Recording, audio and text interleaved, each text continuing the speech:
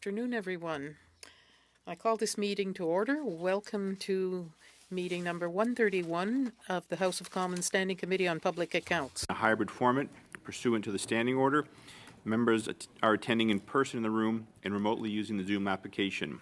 I'd like to ask all members and other in-person participants to consult the cards on the table for guidance to prevent audio feedback incidents. Veuillez garder à l'esprit les mesures préventives. Please bear in mind protective measures to protect the health and safety of all participants, including the interpreters. Use a black approved earpiece. Keep your earpiece away from all microphones at all times. When you're not using your earpiece, please place it face down on the sticker, which is generally to your right but could be to your left. It is well away from the microphone. Reminder that all comments should be addressed through the chair. Conformément à l'article Pursuant to Standing Order 1083G of the committee is undertaking consideration of Report 6, Sustainable Development Technology Canada 2024, Reports 5 to 7 of the Auditor General of Canada, tabled with the committee on Tuesday, June 4, 2024. Before I welcome our witnesses, I wish to thank the Office of the Auditor General for the documentation already provided to the committee in response to questions put on June 4th, and we anticipate answers regarding violation of conflict of interest and projects that received funding, such as the committee requested on June 4th, 2024. From the Office of the Auditor General, Karen Hogan, Auditor General of Canada, Andrew Hayes, Deputy Auditor General, Mathieu Lequin, Principal, and Eva Jarzina, Director. And from the Department of Industry, Simon Kennedy, Deputy Minister, good to see you, as well as Francis Bilodeau, Associate Deputy Minister, Innovation, Science, and Economic Development, Canada. Appreciate seeing you as well today. Each of you will have, each group will have a 5-minute opening statement. And as for our customs, we'll begin with you, Ms. Hogan, for 5 minutes, please. Mr. Chair, thank you for this opportunity to discuss our report on Sustainable Development Technology Canada. I want to begin by acknowledging that we are gathered on the traditional unceded territory of the Algonquin Anishinaabe people. This audit examined whether the Foundation, Sustainable Development Technology Canada, managed public funds in accordance with the terms and conditions of contribution agreements and its legislative mandate. It also examined Innovation, Science and Economic Development Canada's oversight and administration of public funds. Between March 2017 and December 2023, the Foundation approved $856 million of funding to 420 projects. We found that there were significant lapses in Sustainable Development Technology Canada's governance and stewardship of public funds. Specifically, the Foundation awarded $59 million to 10 projects that did not meet key requirements set out in the contribution agreements between the government and the Foundation.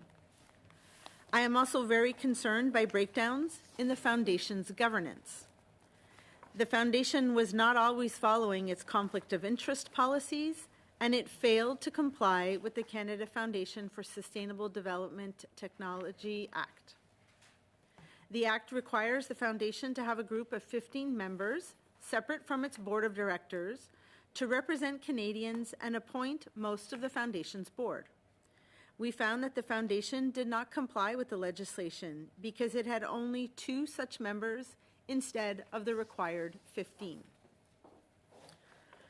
En ce qui concerne les conflits, with respect to conflicts of interest, the Foundation did not have an effective system to maintain its conflict of interest disclosures and related actions. Although we found 96 cases where directors had followed the conflict of interest policy by declaring their conflicts and appropriately recusing themselves during voting, there were 90 cases where the Foundation's records show that conflict of interest policies were not followed. These 90 cases were connected to approval decisions that awarded projects nearly $76 million in funding. We also found that Innovation, Science, and Economic Development Canada did not sufficiently assess whether the foundation complied with contribution agreements. Through its limited monitoring activities, the department could not ensure the funds were spent according to requirements in contribution agreements. In addition, the department did not carry out compliance audits of the foundation and it did not monitor conflicts of interest. Like all organizations funded by Canadian taxpayers, Sustainable Development Technology Canada has a responsibility to conduct its business in a manner that is transparent, accountable, and compliant with legislation. Our findings show that when this doesn't happen, it's not always clear that funding decisions made on behalf of Canadian taxpayers were appropriate and justified. Mr. Chair, this concludes my opening statement. We would be pleased to answer any questions the committee may have. Thank you. Et on vous remercie. And we thank you once again. I expect you'll be making the presentation for 5 minutes, please. Thanks for the invitation to appear before the committee today, Mr. Chair, and for allowing me to provide some opening remarks with regard to the audit of SDTC. There are 3 points that I'd like to put to the members of the committee. Department's commitment to sound management of public funding. We aim to ensure effective stewardship in all of our activities, and where weaknesses are found, to take swift action to correct those weaknesses. The record shows that Innovation, Science, and Economic Development moved swiftly as soon as we were made aware of the allegations of mismanagement by SDTC. We were informed by the whistleblower of the allegations in mid-February 2023. Very shortly thereafter, we issued a contract for a leading audit firm, Raymond Chabot Grant Thornton, to conduct a fact-finding exercise. The firm had full access to the evidence provided by the whistleblower. RCGT's report was presented to the department in late September 2023. It revealed inconsistencies and opportunities for improvement in the organization's governance and conflict of interest practices, its compliance with its contribution agreement, and in HR practices. Within a few short days, the minister was briefed and he ordered SDTC to implement a detailed corrective action plan in order to pause on new project funding. En réponse aux préoccupations concernant les pratiques de ressources humaines, in response to human resources practices that were of concern at SDTC, I said worked to establish a second review. The government engaged a leading national law firm, McCarthy Tétrault, to look deeply into the allegations around HR practices. That review was thorough, interviewing more than 60 current and former SDTC staff, executives, and board members, and an associated document review. ICED also provided to the law firm the package we received from the whistleblower. This review found that neither current nor former executives engaged in harassment, that severance packages and NDAs were aligned with normal business practices, and that HR complaints were unequivocally addressed. Finally, of course, the Auditor General conducted her own audit. We've been very pleased to work closely with Ms. Hogan in her office, and we welcome the findings of her audit. We are in full agreement with her findings, including the recommendations directed to ICED, and indeed we're already quite advanced on implementing improvements. My second point is to underline the unique nature of SDTC. Its legal structure played a role in both how we got here today and in the government's plans for restoring funding to the clean tech sector. Parliament more than 20 years ago set up this organization as a private foundation. This means an organization in the private sector, not owned by the government. The statute makes clear that SDTC is not an agent of the Crown. In this regard, it is totally unlike a branch of my department or a Crown corporation or even a third party that might act as our agent to deliver a program on our behalf. Through a contribution agreement, ICED allocated funds to SDTC for a specific purpose, but much of the decision-making day-to-day as to how the organization should operate and exactly how its programming should work are, by design, in the hands of the SDTC board and management team. En vertu de la loi, la capacité du gouvernement. Under the legislation, the government's ability to supervise the activities of this organization is limited to the terms of the contribution agreement. All issues regarding human resources, for example, completely are not under the supervision of the government. Employees are not civil servants. And even before McCarthy Tétrault was able to launch its examination, activities under the contribution agreement But as the Auditor General said, these were not sufficient to pick up the problems inside SDTC. We agree and are already well advanced in putting in place structural changes in how we oversee clean tech funding. My final point, briefly, is with regard to the action plan to restore confidence in clean tech funding. We are confident the transition of both rank-and-file staff and SDTC programming to the NRC will directly address the concerns that have arisen through the various reviews. First of all, the NRC and the IRAP program have a 100-year history of excellence in delivering programming to Canadian business. Moreover, they have expertise in clean tech. They are well suited to take on the new responsibilities. Moreover, unlike SDTC, the NRC is a Crown agency. It is fully subject to important statutes such as the Financial Administration Act. Its employees are public servants directly accountable to the Crown. Its governing council in its entirety is named by the government. The president of the NRC is a GIPC appointee subject to regular performance reviews by the government. The challenges identified at SDTC revolved almost entirely around its arm's-length independent governance model, which clearly, as the minister has said, was not sufficient to meet modern expectations of public sector governance. By placing its programming inside the public service, the ability to scrutinize and ensure adherence to key government policies, whether in finance, administration, conflict of interest, or HR, will be much higher. Monsieur le Président, merci de m'avoir. Mr. Chairman, thank you for giving me the opportunity to present these remarks. I am now available to answer questions by members. Thank you very much. Each of the first 4 members will have 6 minutes each. Mr. Barrett, you have the first slot. Ms. Hogan, we got a shocking response to a question from my colleague, Mr. Perkins, from your office. Are you able to confirm that the total amount of money that was handed out by SDTC in cases of conflicts of interest is more than $250 million? It's $336 million. So I'd like to just provide a bit of clarity to the figures. So there were 96 cases of conflict of interest that we believed were managed well, where board members recused themselves from the vote. Those were linked to $259 million of funding. Then there were 90 cases, as we noted in the audit, where there was conflict of interest that were not properly managed, where individuals who had declared a conflict of interest continued to be involved in the discussion and then vote. Those were linked to $76 million of funding. Why you can't just add the two up is some of the funding appears in both buckets. So it isn't just a case of adding the two numbers, but it represents a total $319 million. $319 million in the cases of the conflicts of interest. Thank you very much.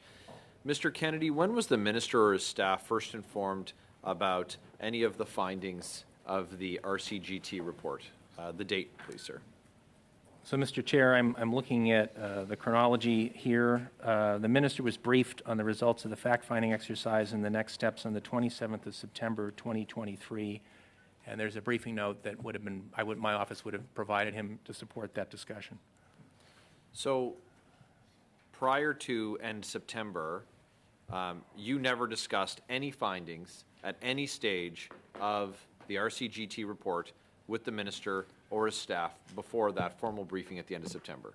I spoke, so Mr. Chair, we received the confidential file from the complainant on the 16th of February. We briefed the minister shortly thereafter on the fact that we had received this binder and of the proposal to conduct this review using a third-party audit firm.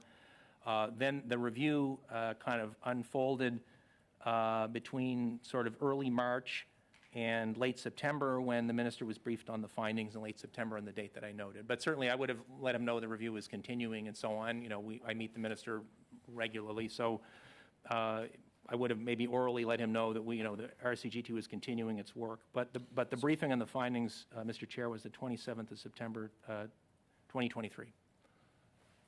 We heard from your CFO that there were multiple discussions in June, and then prior to the September date, that the minister was read in on it. So you agree with Mr. McConaughey's statements that the minister had been read in on the status of the RCGT report, not at the end of September, but in fact in June? I would have, as part of normal practice, kept the minister apprised of the fact that the audit work was continuing. We had, and again, I believe this is a matter of record, but we had received preliminary assessment from RCGT on their work, and we actually amended the contract for them to do additional field work. That was in early June. So there were kind of multiple rounds with RCGT where we asked them to go back and do additional work.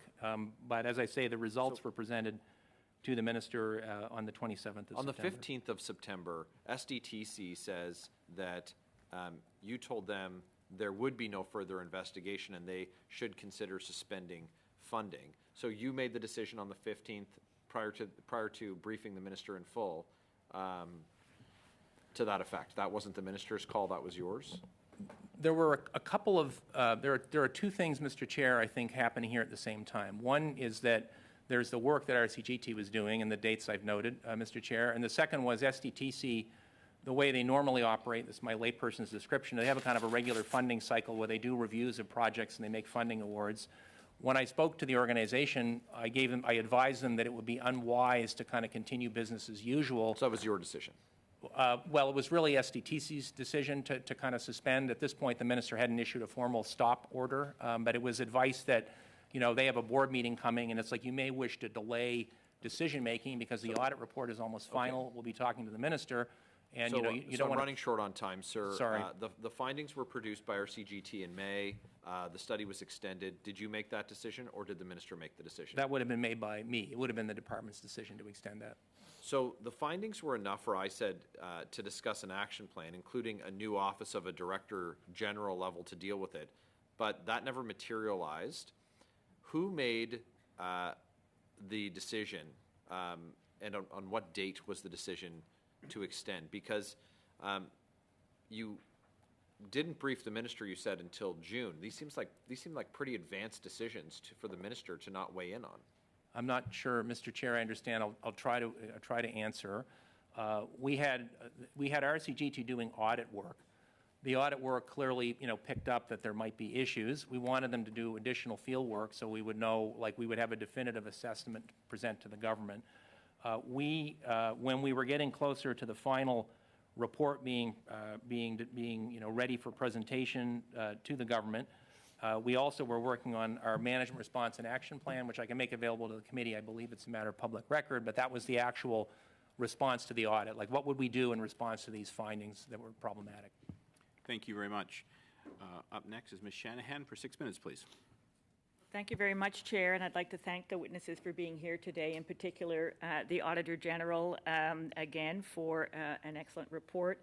And I am glad to see that that the department is moving forward on the recommendations and is cooperating in every way on this matter. But what concerns me is the highly unusual, I would say, for this committee letter that we received from the Auditor General on the 10th of June. And it concerns the motion that was passed in the House of Commons the week before regarding the production of documents and indeed the entire audit file that is housed by the Office of the Auditor General. And in the letter, Auditor General, you express your concern about some of the short-term and long-term impacts of this motion and how producing this entire audit file to the Law Clerk and Parliamentary Council compromises your independence, I'm paraphrasing here, of course, and is likely to discourage departments, agencies, and Crown corporations from providing you, your office, with free and timely access to the information required for audits going forward. And indeed, this concerns me greatly as a member of this committee because the independence and the integrity of the Office of the Auditor General is of paramount importance. So I'd like to ask, Chair, through you, the Auditor General, if you can explain the background of the letter you sent to this committee last week in regard to the House motion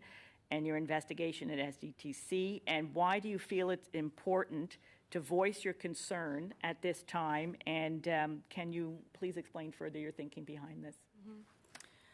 So at the time of my letter, it was before it was amended. The original motion had been amended. I think it's important just in the timeframes to know that. I believed that including my office in that motion was unnecessary, since inserting the law clerk didn't seem to be something that was needed in order to see my office comply with a request from Parliament. We have always cooperated very swiftly with Parliament, and that I already had established mechanisms in place in order to ensure that the RCMP could access any information that they believed was necessary in the course of an investigation that they might undertake. When it comes to my independence and the long-term impacts that I think this might have on audits, I think Parliament believed that my audit files should be protected. And they signaled that by shielding them in the Auditor General Act from access to information and privacy requests. And this was something that was done in the context of the Federal Accountability Act, that it was important that information that we gather be able to be protected in some fashion, that it was also done to ensure that public servants or any other individual who wished to talk to us could provide us with free and timely access to information. And my concern by being included in this motion was that that might hinder my ability to gain timely access to information going forward, or really the freedom that public servants feel now, and that when they talk to us, what they say will remain confidential, and then will appear in our report in the best way possible to help Parliament hold the government to account. So I was concerned about that. I was also then concerned about the time and the cost it might take to respond to such a request. It was unclear to me at the time whether my entire file needed to be translated in order to meet this motion. So there was many things that were causing some concern, but as soon as the motion passed in the House, we communicated that day with the law clerk, and we're working through how to ensure that we continue to support Parliament as we always have. Well, thank you very much for that answer, and I think that we can certainly rely on the professionalism of your office and the other offices in Parliament. But more and more we're seeing, for a variety of reasons, this push to divulge all information, just sort of regardless of where it comes from, what it's used for, what its purpose is. And so I'd like to hear from you. Do you believe that this type of motion, and who knows what could come up in the future, could affect the integrity of future investigations that you're conducting? Would this have a chill effect, in other words? Well, as I mentioned, I guess I'm concerned about the unintended consequences that the motion may have on my access, free and unfettered access from public servants and Crown corporations and departments and agencies going forward. If there's belief that everything might need to get handed over, there might be hesitancy to provide us with information.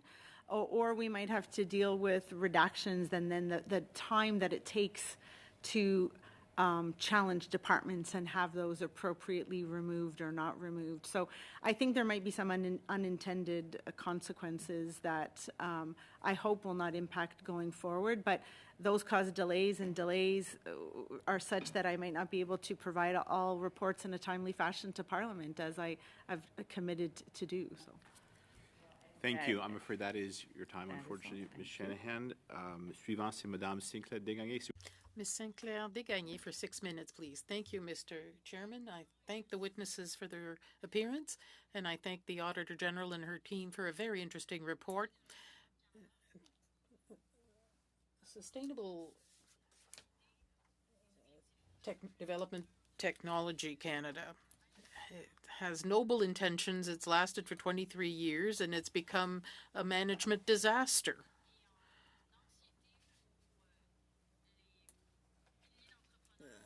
and anxiety for the thousands of entrepreneurs who develop and depend on these technologies that are essential for the future of Canada. Madam Auditor General, I'd have a brief question for you first. Simply, I want to understand the chronology of events. In November 2022, whistleblowers contacted your office. Is that correct? Yes, that was in November. Okay. And then what you advised that these whistleblowers present this evidence to the Privy Council office, correct? Well, we contacted the PCO ourselves. At what point did you contact the PCO? In February 2023. Okay. So in February, you contacted the Privy Council office. All right. Now, I'm turning now to Mr. Kennedy. What happened for you between November and March, or rather June, when you gave a mandate to Raymond Chabot? There were 17 months between those two events. Why did you wait so long?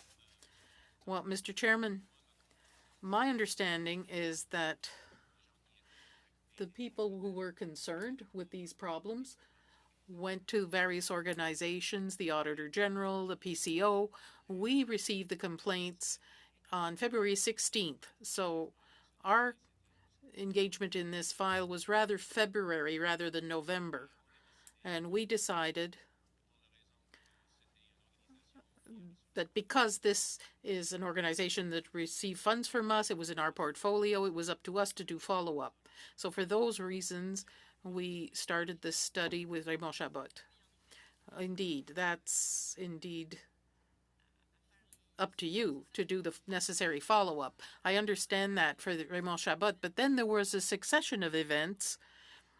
You told my colleague that you informed the minister. So you say that the minister was made aware of these issues when exactly?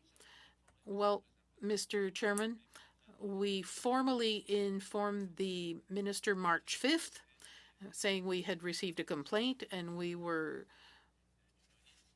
considering an audit, and we issued the contract about 10 days later and presented the results of the audit to the minister on September 27th.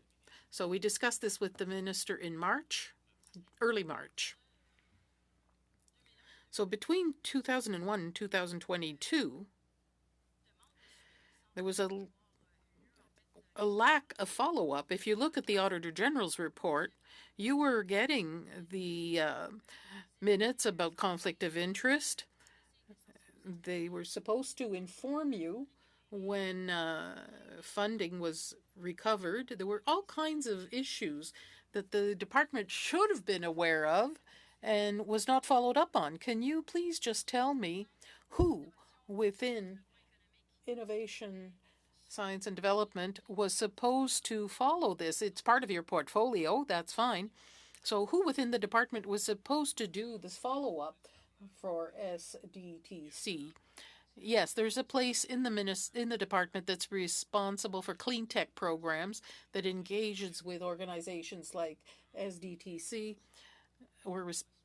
It's up to us and finance to do follow-up with organizations like this, but it's up to the department to do follow-up with organizations.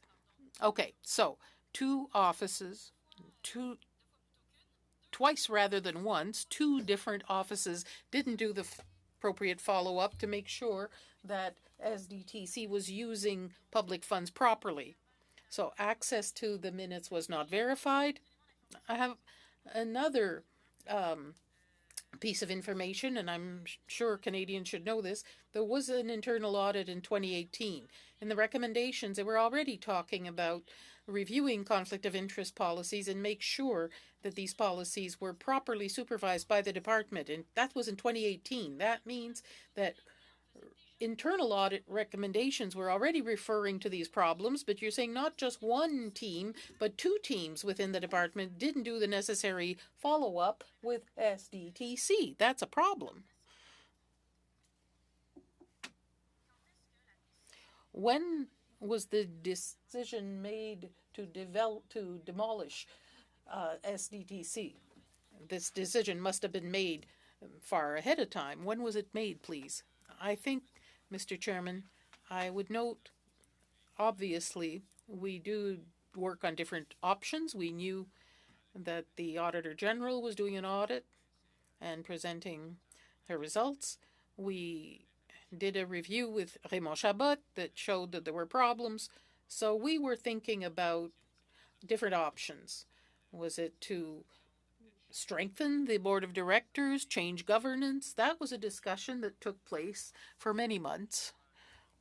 I don't have exactly the date the decision was made in front of me, but the minister announced the decision the same day the report was tabled. But the minister didn't pull this out of a hat. A decision was made ahead of time. Yes, certainly, Mr. Chairman. That was a lot of work that had to be done. Could you give me a date or a week, perhaps? I don't have the date in front of me, Mr. Chairman, but I just want to note that we did a lot of work to arrive at that announcement. Okay, thank you very much. Next. Joining us online for 6 minutes, please. Thank you very much, Mr. Chair. I want to thank the Auditor General and their team for a very important audit related to Sustainable Development Technology Canada, where I think you kind of highlighted in speaking to the Auditor General, your opening remarks on some of the key issues that pertain to the, I think, very troubling concerns that Canadians are now faced with. Part of them, if I may summarize, and I'll also editorialize a bit, but I'll give you an opportunity to speak about this afterwards. In terms of my summary of this issue, related, one, to non-compliance of the Act. You were pretty clear about that there was non-compliance with the Establishing Act, which would provide some level of oversight, at least to try to prevent some of the egregious issues we're seeing here today. Conflict of interest. It was mentioned by my colleagues just now several times. There's been criticism related to the conflict of interest issues related to this fund. Abuse of workers.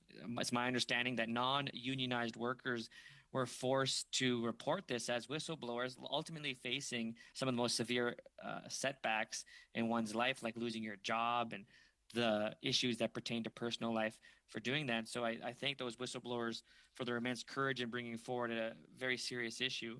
Unfortunately, they were non-unionized, and many of them suffered the penalties of such. This would be a good example as to why unions are important. And ultimately to Canadians, and particularly young Canadians who are hoping for a government that actually takes seriously the concerns of climate change. And what they find here is a classic example of greenwashing. It breaks my heart, and I think the hearts of many Canadians, to know that they have a very difficult circumstance we found ourselves in, with this promise to help challenge the climate crisis that we're all in today, but yet one of the major tools of the government to help with sustainable development and technology has largely been hijacked by large-scale issues like conflict of interest, which leads to corruption. It's disappointing, and I think to the Deputy Minister, this is something that I hope you can take full breath of, not just in today's hearing, but as the report continues to understand how not only is this an abuse of taxpayer dollars and the important funds that people work so hard to contribute to our government, but also a massive breach in trust. Basic level trust in our institutions, a basic level trust in the programs that are said to be adhered to by government. And when they see reports like this, I think it dramatically, and it cannot be understated, the direct damage it does to public confidence. And that's something that you have to take forward in your responsibility as our Deputy Minister, and one I hope you take seriously. I do now want to turn to one of the issues that I highlighted in my opening remarks related to the very serious issues of governance and non-compliance to the Act. The Auditor General makes special note of the appointment process for the Board of Directors and the fact that there was a requirement under the Act to have 15 Board of Directors, and we found ourselves in a situation where there was only 2 to the Auditor General. How is that possible? How did that happen? So if I may, Mr. Chair, just a bit of a point of clarification. The Board of Directors had 15 members. It's this group of members, I'll call them a member council, that's not their official title, who were put in place to ensure that, to name half of the board, but then also to do certain things like name the external auditors. It was that group of members that dwindled down to 2. And this is where I believe the board of directors of the foundation failed in ensuring that the foundation would continue to comply with its enabling legislation, which required not only the board to have 15 members, but the member council to also have 15 members. Who's responsible for monitoring compliance of the Act? In my view, that is the responsibility of the board of directors of the foundation to ensure that they comply with the Act. Innovation, Science and Economic Development Canada were to ensure that the foundation complied with the contribution agreements between the government and the foundation, but their oversight could have also included ensuring that the foundation was complying with legislation. In your mind, where do you think the biggest error in governance comes from? Is it, and I want to summarize that question with this feeling I get of this pattern, being on public accounts now almost 3 years. Ms. Hogan, you've presented us with many reports, and I thank you for that. But I think in your own mind as well, you would see that there's this troubling pattern, this pattern that continues to persist of ministries and departments and partners just skirting the line of their accountability or their responsibility just enough that there isn't really one person or one department or one ministry that we can hold accountable. And I think that's an issue that leads to me to think that we have an issue in coordination or oversight or accountability. Can you please spend a bit of time just describing who is most accountable for this work? I think here the biggest accountability rests in my mind with the board of directors of the foundation. They had a fiduciary responsibility to the foundation, and in my view, they failed to ensure that conflicts of interest were well managed and that they complied with legal requirements. I think most concerning was that this group of members was allowed to dwindle to 2 individuals instead of 15, and that they then appointed 5 members to the board of directors. That to me was a huge gap in governance around this foundation and compliance with its enabling legislation. I do believe finally that the department plays some role in oversight, but I think ultimately this failure rests with the board of directors of the foundation. Thank you very much. Thank you very much. Beginning our second round, Mr. Baird, I understand you're going to begin and turn things over to one of your colleagues. You have the floor for 5 minutes. So I just wanted to take a second to circle back to one of the questions from the previous round, Madam Auditor General, with respect to files that have been ordered by the House to be transmitted by the law clerk to the Royal Canadian Mounted Police. Now, this is, I think that function, first of all, is important to highlight, that's the law clerk's role here, is to serve as the conduit for those files to make that travel. This isn't a direction to the Auditor General on what to audit. It's like any bill that comes through the House that receives a majority support. The documents and data that were used by you to reach the conclusions that you did with respect to millions of dollars. We had 336. Sorry, I think you said $319 million was the number involved in cases of conflict of interest. Some were declared, some were undeclared, but all of that money went to appointees' interests that were involved with SDTC. The only reason that this step is necessary is because after 9 years of the NDP Liberal government, we have a complete absence of transparency, a refusal to be transparent with Canadians. And it's not just files from the Auditor General. Of course, we need files from Sustainable Development Technology Canada, but also files from ISED. And so our hope is that, well, we know that the record keeping at the Auditor General's office is excellent. We haven't seen that evidenced by the departments that you've audited. So my question, Mr. Kennedy, is are you collecting documents and prepared to transmit them to the Royal Canadian Mounted Police? Mr. Chair, I can certainly confirm we are doing that, and we are moving expeditiously to do that.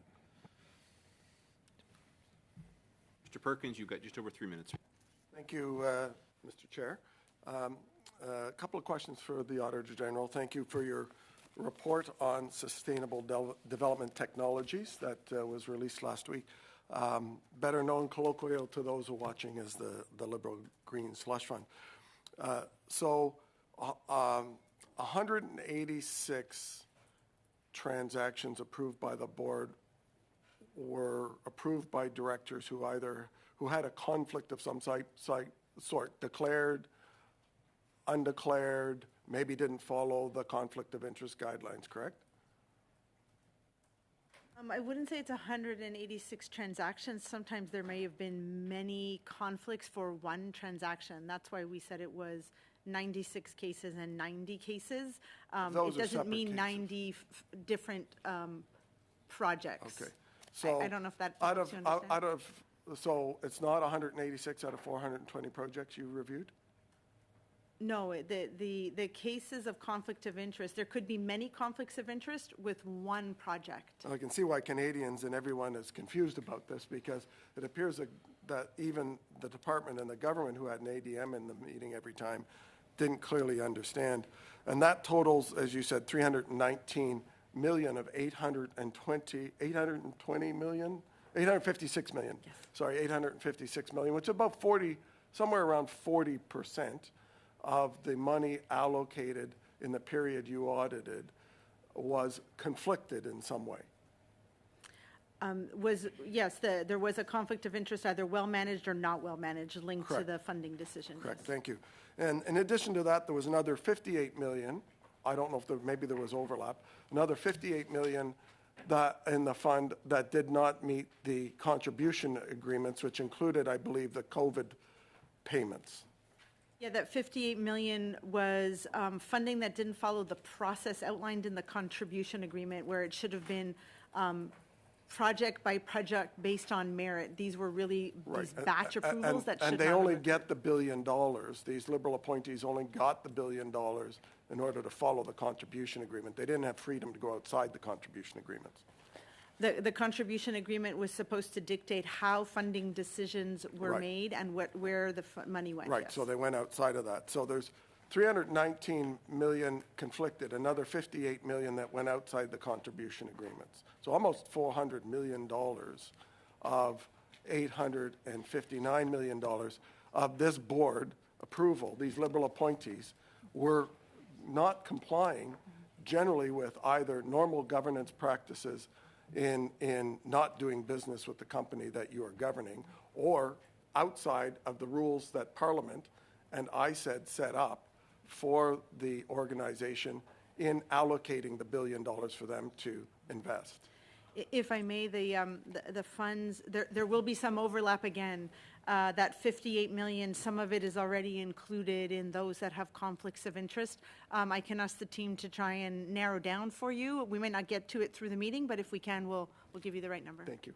Thank you very much. Up next and joining us virtually is Mr. Weiler. You have the floor for 5 minutes, please.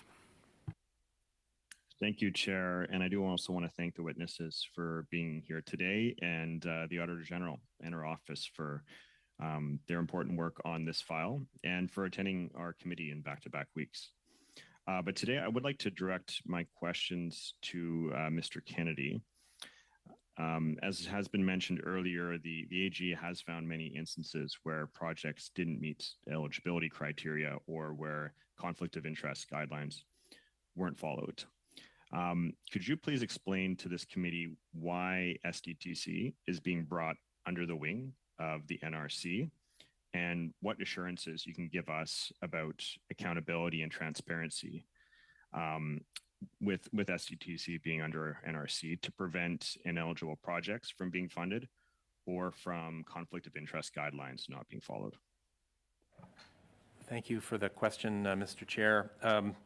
Maybe I could speak briefly to the issue of conflict of interest. I think it is abundantly clear that processes and procedures were not followed in the diligent way they needed to be by the board in exercising its responsibilities.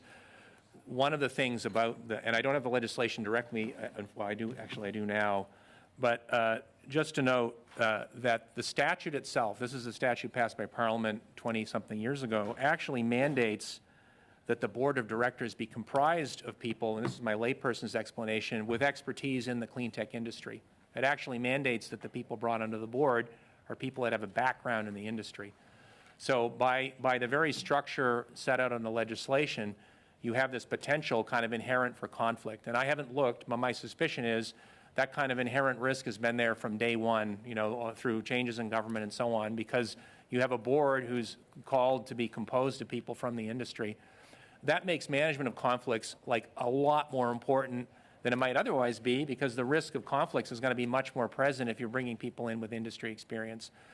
And so I think by bringing this organization under the ambit of the NRC, you actually largely eliminate that problem. It's not that there's not going to be the possibility that a civil servant working at the National Research Council or someone in the chain of command is going to have a conflict. And in fact, there are pretty serious rules that public servants like myself have to follow to manage conflict. But you're not going to have potentially the kind of magnified risk of having a board involved in decision-making whose very background is in the industry where they're being asked to make funding decisions. So right out of the gate, I would give you that as a really vivid example where we think the risks will go down quite substantially around things like conflict of interest. I'm happy to elaborate further. I hope that, I could do that if you wish, but hopefully that gives you a sense of one of the big changes that would happen by bringing it in-house under the National Research Council. No, that's very helpful. And is there going to be, are there going to be the current NRC ethics guidelines, or are there going to be new or enhanced guidelines that will need to be followed? I think, Mr. Chair, I might suggest that question be directed more specifically to the President of the NRC. I know he's been asked to testify. I would say that in our discussions with the government around, how to, basically get trust restored in clean tech funding, part of the rationale for selecting the NRC is because of its very, very solid business processes.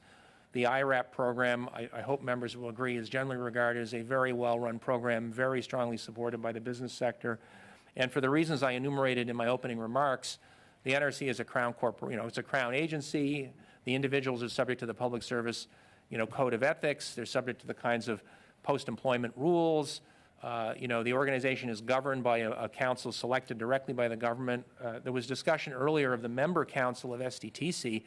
I would just give you this by way of illustration. Completely agree with the Auditor General about the necessity of ISED having stronger oversight of its contribution agreement. There's no quarrel there. But from a legal point of view, actually ISED and the government have no ability to appoint members to the member council of SDTC. When this organization was set up, there was an initial round of appointments as members of the organization. That was meant to be self-perpetuating. The members appoint new members. So the fact that the membership was allowed to erode, there's no actual legal way for a minister of the Crown to go in and directly remedy that. That is totally different, for example, from the NRC, where if the number of members is allowed to decline, that is directly on the minister responsible. That's the minister and the governor and council's job to be appointing people to the NRC. SDTC, again, fully agreeing with the Auditor General about the necessity of ISED, strengthening its oversight, from a legal point of view, is actually quite far removed from the government, and many of the day-to-day decisions and many of the elements of governance are actually in the hands of the board of directors.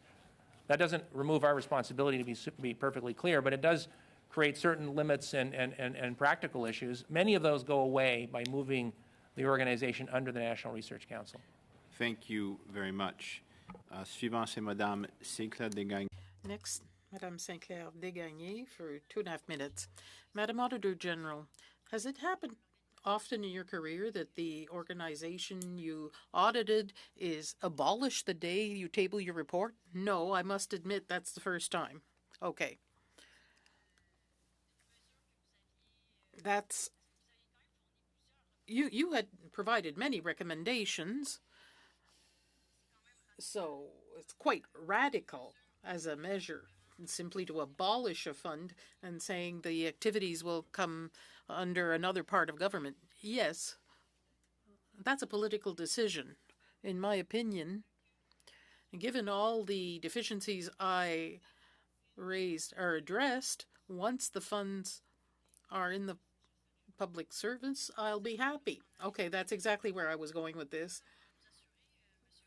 So, Mr. Kennedy, how can we ensure that all the AG's reports that were accepted, considering the decision has already been made to abolish SDTC, how are you going to ensure that these problems won't simply follow these funds and the staff? Thank you for the Question, Mr. Chairman. I think it's important to note that when we got Raymond Chabot's results, we prepared a report, a response, and we insisted that the SDTC management put that action plan in place. I can't speak for the Auditor General, that it's my understanding that certain elements of this action plan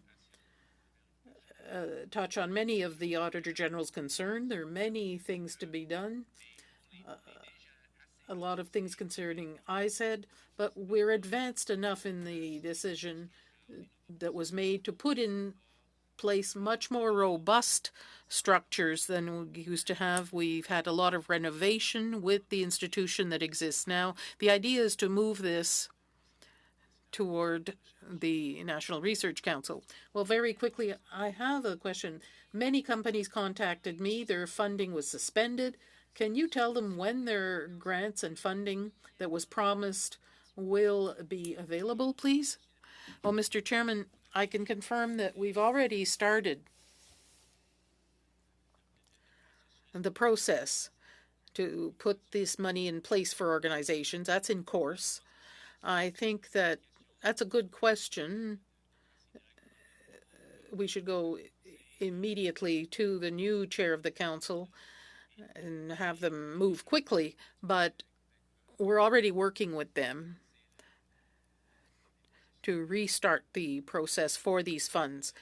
We decided that our action plan that the minister put on the table means that all action is in place. We verified that they've made changes, and we're comfortable in going ahead with new funds. But in the final analysis, it's up to the new team, the new chair, that are responsible. There you go. Thank you very much. Desjardins, you have the floor for 2.5 minutes, please. Thank you very much, Mr. Chair. Mr. Kennedy, are you familiar with the term greenwashing? Yes, Mr. Chair, I've certainly have heard that before. And you're likely aware then that part of its definition would be to claim to be on track to reduce a company or an asset's polluting emissions to net zero when no credible plan is actually in place, correct? I think, Mr. Chair, it's fair to say that would be sort of one possible example. Yes, I agree with that. And in the instance where the Auditor General states that there was projects that did not, or SDTC, as a matter of fact, did not establish targets for environmental benefits of projects, but required applicants to quantify benefits in their applications. And of the projects assessed by the Auditor General's office, 12 of the 18 projects did not meet their stated emissions reductions by at least half. That's a huge difference, wouldn't you say, Mr. Kennedy? I would agree with the findings of the Auditor General, absolutely. But would you then agree with both, if you're agreeing to both these terms, that in many ways the SDTC fund is an example, especially the failed projects, of greenwashing? I think, Mr. Chair, this is something that we have to be following up on with the new management team at SDTC. I think it's important to know. It's all good and well to think about what's going to be happening next. But, Mr. Kennedy, the purpose of this committee and the purpose of this audit and the purpose of this report is to make very clear the failures that have taken place here so that we can actually make sure it never happens again. I'm looking for your clear advice on what is to me a very obvious and explicit example of greenwashing in a government program that has taken billions of dollars, funneled it into the hands of those who said that they would reduce emissions, and we see that a majority of projects that were examined failed to do that. Mr. Kennedy, is this, again, a very clear response I'll need from you, a good example of greenwashing within the government? I think, Mr. Chair, what I would say would be we agree with the findings of the Auditor General. We agree that there needs to be enhanced oversight of the activities of SDTC, particularly with regards to adherence to the contribution agreement. Is it greenwashing, Mr. I think, Kennedy, Mr. yes Chair, I think I've given the answer I'm giving on this question. To the Auditor General, do you think this is greenwashing? I think what I would raise is that some of these projects were meant to fund innovation, which means it's about new technology that's never been tried before, and some of them will fail. But that's what innovation. That's what innovation's about. Ms. Hogan, I think that's not the greatest response when a majority of the projects have failed to reduce at least half the emissions. Thank you very much. I'm sure if you'd like to respond.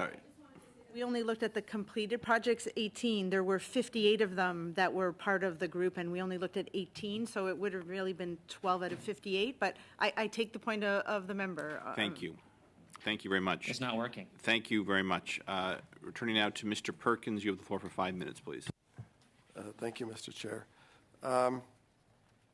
Deputy Kennedy, we've had testimony from many witnesses in this committee and 2 other committees, including from the former president of the Green Slush Fund, that there was an ADM in every board meeting where these votes were made. I believe for most of that time, certainly while you were deputy, that was now a retired public servant named Mr. Noseworthy. Is that correct? Yes, Mr. Chair.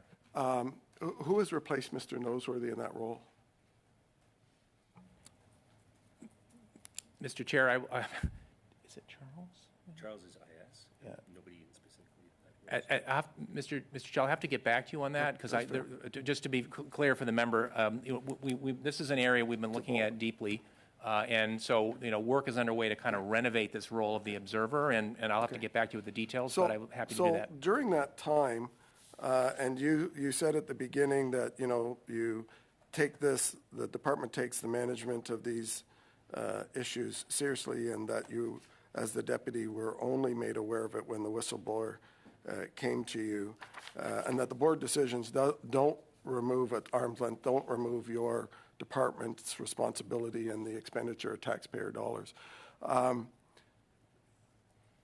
There are 186 instances, perhaps with some overlaps, where you had an assistant deputy minister in the meeting where conflicts were declared, were partially and he testified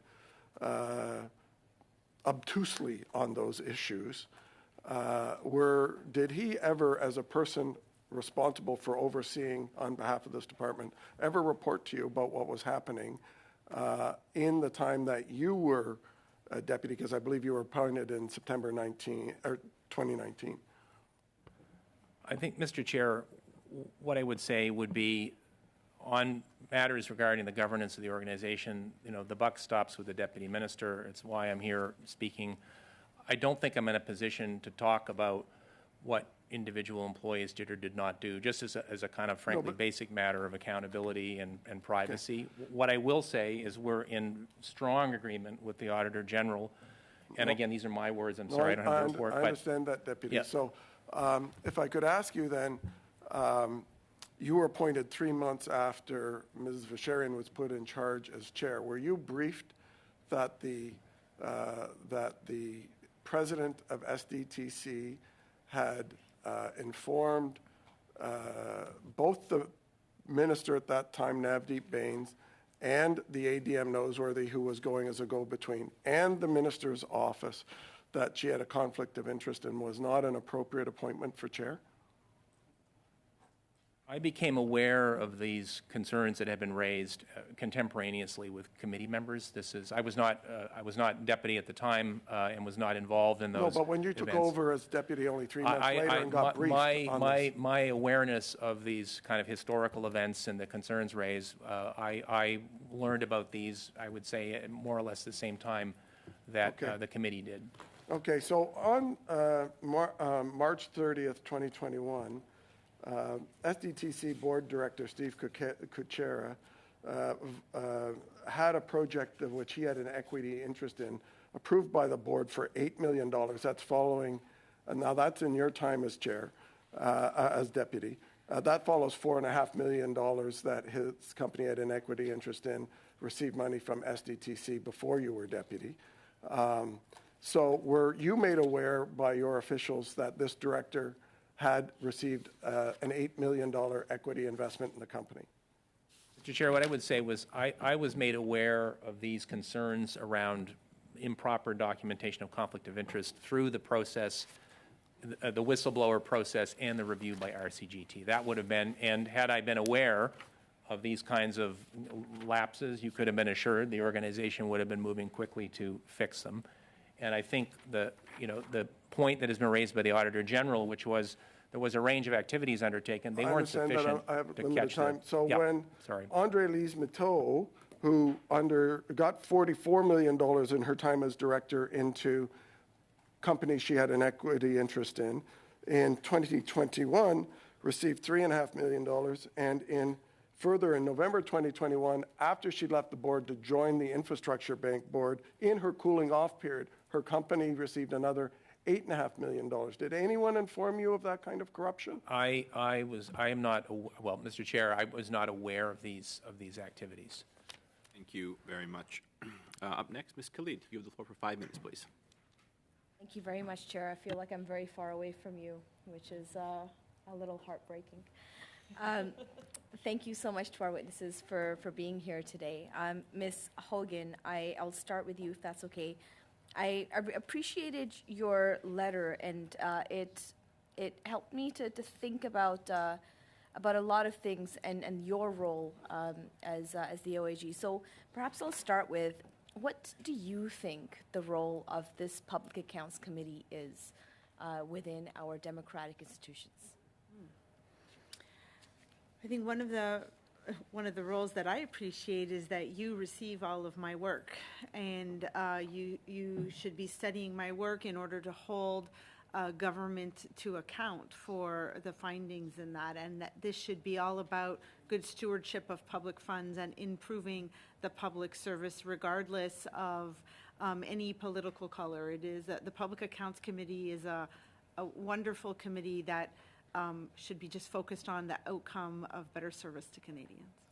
I appreciate that, and I feel exactly the same way. I think that's what is a should-be world, but we live in a what-is world, and I think that those two worlds are a little bit different. So perhaps I'll ask you, holding government to account, how does that correlate with people versus institutions, and kind of separating the two in terms of your report? I mean, the SDTC as an organization versus the people that are running it. How do you distinguish between those? That's a complex question to answer. I think it depends on many factors. If I look at a government department, I think ultimately the deputy head is the accounting officer and is accountable for decisions that are made by the department.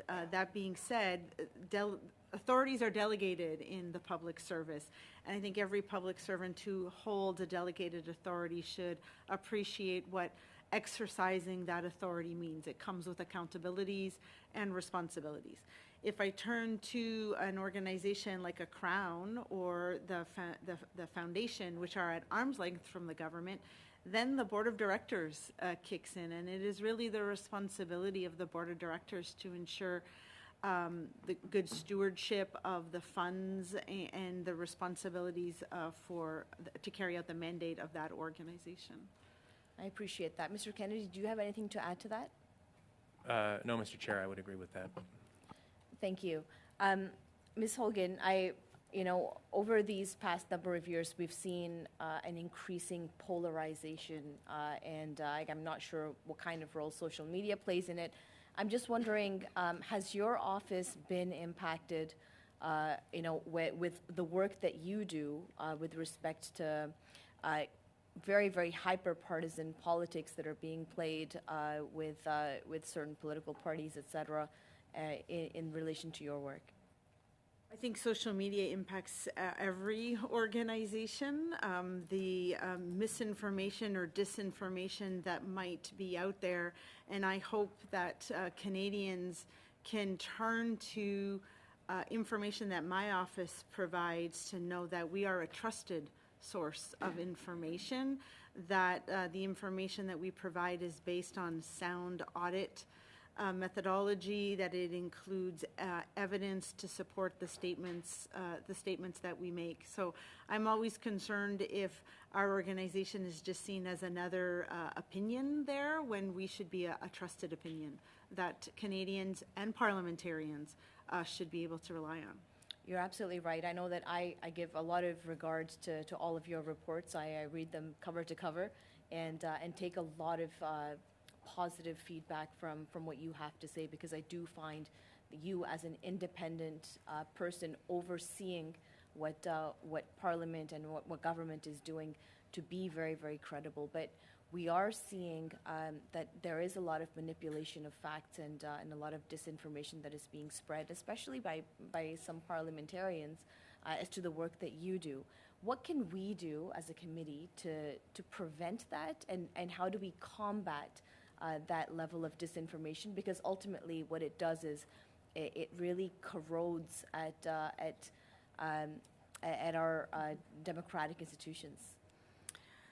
Well, I guess one of the things I think that specifically the Public Accounts Committee can do is that when you want to study some of my work is to bring the entities that we audit to the table with us together.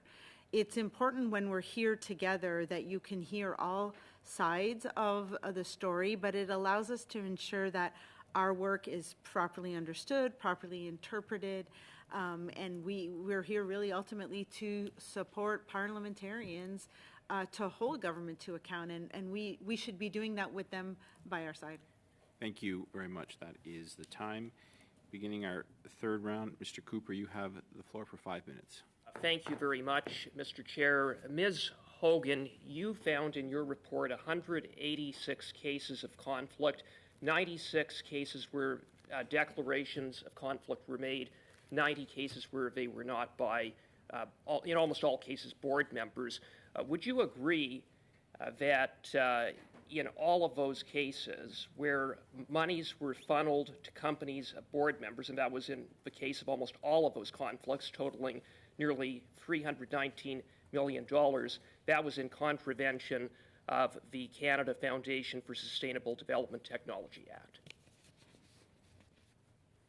Well, I would tell you that we found that the 90 cases that were not well managed didn't follow their own conflict of interest policies. I think what didn't follow the Sustainable Development Technology Act was how the member council dwindled down to 2, and those 2 members were able to appoint 5 board members. That is where the act was contravened. The rest was around not respecting the contribution agreement. Well, I would just through you, Mr. Chair, Section 12 sub 2 of the Act says that directors are not to profit, that no director shall profit or gain any income or require any property from the foundation or its activities, and yet $319 million was funneled into the companies in which board members had an interest, and that would seem to me, on the face of reading the Act, to be a violation of the Act. I think, Mr. Chair, the member highlights an area where we noted in our report that the conflict of interest policy established by the Board of Directors of the Foundation did not comply with its act. Absolutely, the act was clear that an individual should not personally benefit, yet their policies were just provided for a blackout period. They were much less restrictive on the board members than they were on the employees of the Foundation. Precisely. So they had a conflict policy that was inadequate insofar as it didn't necessarily meet up with the law, in terms of complying with the law. With its, yes, you're correct in that instance, yes. Thank you for that. Mr. Kennedy, the Auditor General's report is a scathing indictment of ISED, the department that you help oversee as the Deputy Minister. Your department has a duty to oversee $1 billion taxpayers' dollars that was sent to SDTC. We now know that taxpayers were ripped off. Nearly $400 million out of $850 million that was spent by SDTC was improperly spent. $319 million in cases of conflicts of interest, $59 million in which there was non-compliance with contribution agreements. Canadian taxpayers deserve a refund, and they deserve a refund now. What instructions has the minister provided you to get taxpayers their money back? I think, Mr. Chair, we have been working with the organization, partly through the Management Response and Action Plan, to look at all of the organizations that are receiving funding now and to, this is my layperson's language, but effectively kind of rescreen them and kind of put them, back through some sort of process to examine, whether or not there are problems, like whether or not some of the issues identified by the Auditor General, remain present. The organization's actually engaged a third party. They have a third-party audit firm that's helping with that. So we're effectively, to date, and this will be something that the new management team, the new board at SDTC How much of the $400 million of taxpayers' money that was improperly spent is going to be recouped, and when? I think, Mr. Chair, it is important to keep in mind what we're talking about here, because there are kind of multiple levels of issues that have been, surfaced by the various reviews and audits that have been undertaken. There are going to be cases where potentially funding was provided and it needs to be recovered. There are going to be other cases where organizations, private sector companies, in good faith, engage in a contractual relationship with SDTC, presuming that, that what they were doing was in accordance with the rules, and may find themselves in a situation where actually... Well, sir, the Auditor General found that there was $6.2 million, just a small portion of the $400 million in projects that were canceled by SDTC that your department had a responsibility to recover funds from, and your department didn't even do that. I think, Mr. Chair, on the issue of recoveries, that's a separate issue. We will be taking action to offset funds owed in cases of recoveries. It is absolutely the case that where an organization has not, spent the money, or whether it's been spent improperly, there needs to be a recovery. That money should be returned to the Crown. I would agree entirely with the member on that point. Thank you very much. Up next, Ms. Yip, you have the floor for 5 minutes, please. Thank you, Chair. Thank you to the witnesses for coming and answering our questions.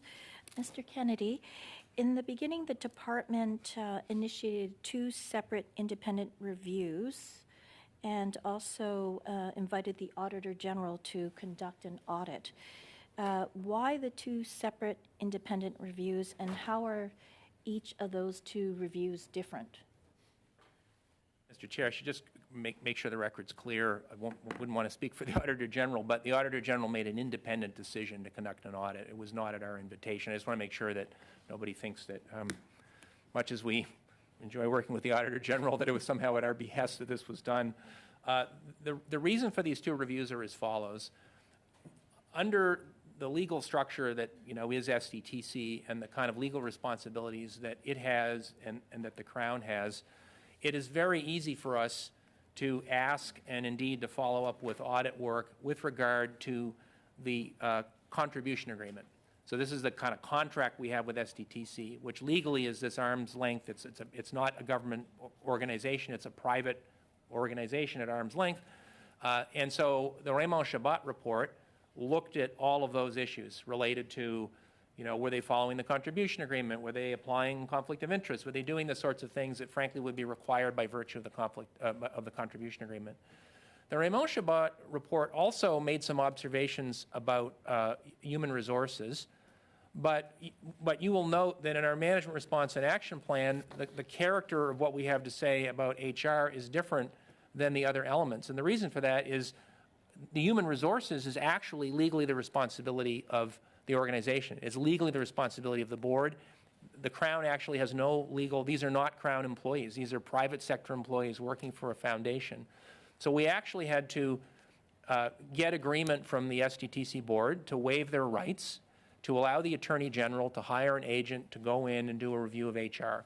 So obviously, given all of the allegations and given the pressure, the board was very cooperative, and they were certainly eager to allow the government to go in, but that was a separate process because unlike with the contribution agreement where we have full legal rights to kind of march in there and look around and demand documents, on the HR front, actually for the Crown to have taken action without the consent of the board and without sort of having all of its legal bases covered, that would have been actually ultra vires. It would have, I'm not a lawyer, but there's no legal grounds for the government to do that. And in fact, could attract quite a bit of liability and from employees and managers and others. And so we needed the board's assent to do that. And that was a separate process run by McCarthy Tétrault on behalf of the Attorney General. I'm curious to find out what is happening for the funding for the companies with SDTC. We know that a lot of the companies were affected by the funding freeze. Is there a plan for resuming funding for these affected companies? Thank you for the question. Mr. Chair, I will note when the minister made his announcement in response to the Auditor General's findings, he did note that the plan is to get funding flowing again very quickly out to the clean tech ecosystem. Minister Champagne has been on record indicating his profound concern that clean tech companies have been caught have been caught in the crossfire as a result of this issue. That is a top priority for the new board that has been asked to take on responsibilities. So in effect, there are kind of two main responsibilities of the new board. One is get funding flowing again, but with all the appropriate controls in place. And I said, as the continued holder of the contribution agreement, until such time as the NRC takes over, we will be applying all the enhanced controls in the management response and action plan. So effectively, until there's a new structure, the old structure prevails, and there's a new board that's been given very explicit instructions to up their game on oversight, and the department has significantly upped its oversight of the organization. Ultimately, this will be transferred to the NRC, and then it will be the NRC's job to be administering the funding. But in the short term, we do want to get funding restarted, but with a much greater level of probity and accountability, as per the recommendations of Ms. Hogan and the various reviews that have been done. So the CIC, which is the new, corporation that combines CDTC and NRC's IRAP, is going to be established by 2026 to 27. That's a long time away. So, Mr. Chair, what I would say is there's two things happening here, and I think it's important to distinguish the two. So one is an immediate plan to effectively move the programming, the staff who are all being invited to join the National Research Council, and the programming would be moved to the NRC.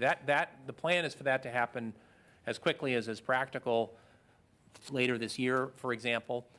In the longer run, and the government has noted this, in the longer run, the plan is for the Industrial Research Assistance Program to form part of a new Crown Corporation that will actually have additional resources to support innovative activities in the economy. So that's a future step several years away.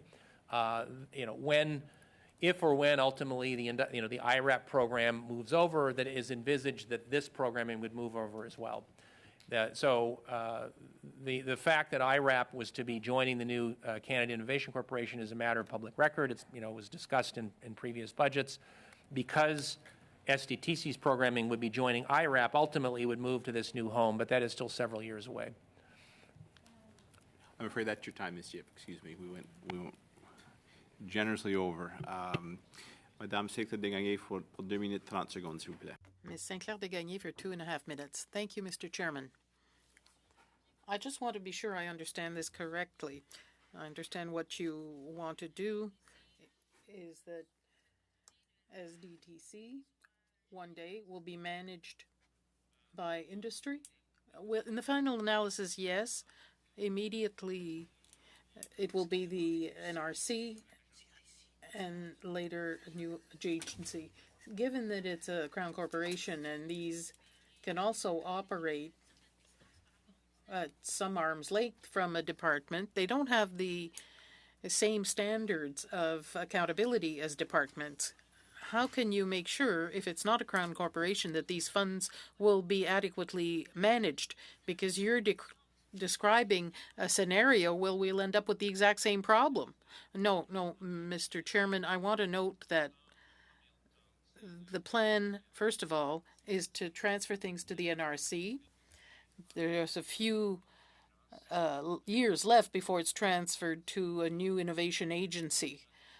When I noted in my introductory remarks at the beginning of this meeting, the STDC is even further than a Crown Corporation. There's a whole framework of rules and structures that exist for Crown corporations that does not exist for SDDC right now. There might be a debate about what the best vehicle is, but a Crown corporation has a great deal more transparency, far more rules that apply to its operation than the SDDC, but less than a department. For example,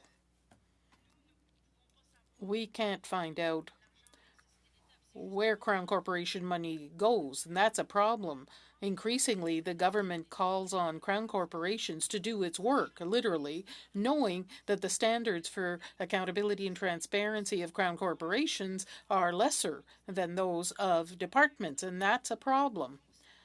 So, if the government thinks that it can create or recreate a fund or manage funds to help companies, they should do it through its own departments and not through Crown corporations that don't have the same duties and responsibilities and need for transparency. That what you've just announced is a problem to my mind. If you have no comment, that's fine. I guess you're in agreement. Your time is up. No, Mr. Chair. I think I accept the concerns that the member has raised. Thank you very much. I don't have a response. Suivant, turning now to Mr. Desjardins. You have the floor for 2.5 minutes, please. Thank you very much, Mr. Chair. I do want to turn now to one of the findings in the Auditor General's Report 6.31. Quote, we found that through the Foundation's milestone management, the Foundation terminated 37 project funding agreements that had been approved during our audit period. It determined that $6.2 million needed to be recovered from 12 ultimate recipients because they did not demonstrate that funds were used for eligible project costs. To the Auditor General, do you want to highlight any additional information to that finding before I turn my questioning over to the Deputy Minister? I think the only thing I would add is that we also found that the Foundation had not informed ISED of that so that they could take the appropriate action. That being said, ISED never really inquired about a cancelled project, so I think there's a two-way accountability there. I see. Now to the Deputy Minister, to that fact that ISED never inquired, why not? I think, Mr. Chair, as I noted at the outset of my remarks, we accept the Auditor General's findings that there needs to be enhanced oversight from the department. There was a variety of activities taken, reviewing of minutes, regular evaluations, attendance at meetings. Just on that point, you say regular evaluations, but there were several times, and in the audit particularly, it spoke about the fact that departmental plans that are required under the Act simply didn't have the satisfactory information that would make your decision-making at ISED more accountable. It seems to me like either there's a situation of willful ignorance to the fact that there is a lack of true accountability because they're supplying annual reports that really have no information, ultimately leading to the charge of guilt that you just, by your own admission, relying on minutes. That showed to me that the level of information the ministry was getting was not sufficient. Correct? I think, Mr. Chair, it's fair to say that the level of information that was flowing into the department was not sufficient. I mean, I think we certainly acknowledge that. But why not ask then? Why not ask SDTC to provide more information? Well, I think, Mr. Chair, very, very briefly, I think, as I tried to say at the beginning, for example, if ISED is administering a program, then we are directly responsible. And as a Deputy Minister, I want to know about where every nickel is going, and when there are problems... But why didn't you then? Well, because I think, Mr. Chair, the point here is that this is an organization that's actually at quite some distance from the government. So it's not your problem? No, Mr. Chair, I'm not saying that at all, but I'm saying many of the day-to-day functions that we might otherwise be directly involved in are actually being run by a third party at some distance from us. And the lesson, I think, which we agree with the Auditor General and we agree with the findings of the reports, the lesson is we can't be relying even on a well-regarded board to be always following its own processes and procedures and to be fully transparent with us when they find problems. We actually have to be doing more checking. Are you going to get the money back? Thank you. That is the time. I'm sure we'll come back to that. Mr. Perkins, you have the floor for 5 minutes, please. Is he going to get the money back? You'll have another round, Mr. Desjardins. Mr. Perkins, you have 5 minutes. Thank you, Mr. Chair. And I guess Mr. Desjardins' question, I'll just give you a brief second. Are we going to get the money back? I think as regards the question of recoveries, that is an area we think is a priority. We think there needs to be action taken to offset those funds to STTC, who should be taking action to recover those Right, monies. it wasn't a priority in the past. So I'd like to come back to this relationship with the Assistant Deputy Minister that's been in the meetings. Auditor General, your report on page 22, I take it you must have spoken with a number of the directors about the relationship, because essentially on the top of the page on page 23 you say that when these votes of conflict were going on, either declared or not declared, since the Assistant Deputy Minister did not raise any concerns, board members assumed that the department was okay. That's essentially, if I'm fair, a summary, that there was an implicit agreement in the ambiguity or the silence of the department who was in every meeting.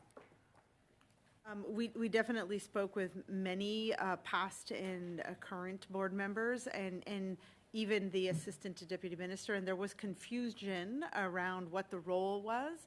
That was very clear, but yes, some of the board members voiced to us that it was an implicit agreement in their mind that nothing had been raised by... Well, I don't think he was there just to eat the chicken fingers. I presume he was there to actually be a two-way conduit for both what departmental policy is to make sure they're following the contribution agreements and to report back anything that the assistant deputy. I've served on a number of boards. I would expect, including one Crown board, I would expect that the department, the deputy and the minister would be informed. In fact, I know in the case of the Crown I served on, the minister was very much aware of what went on at every board meeting.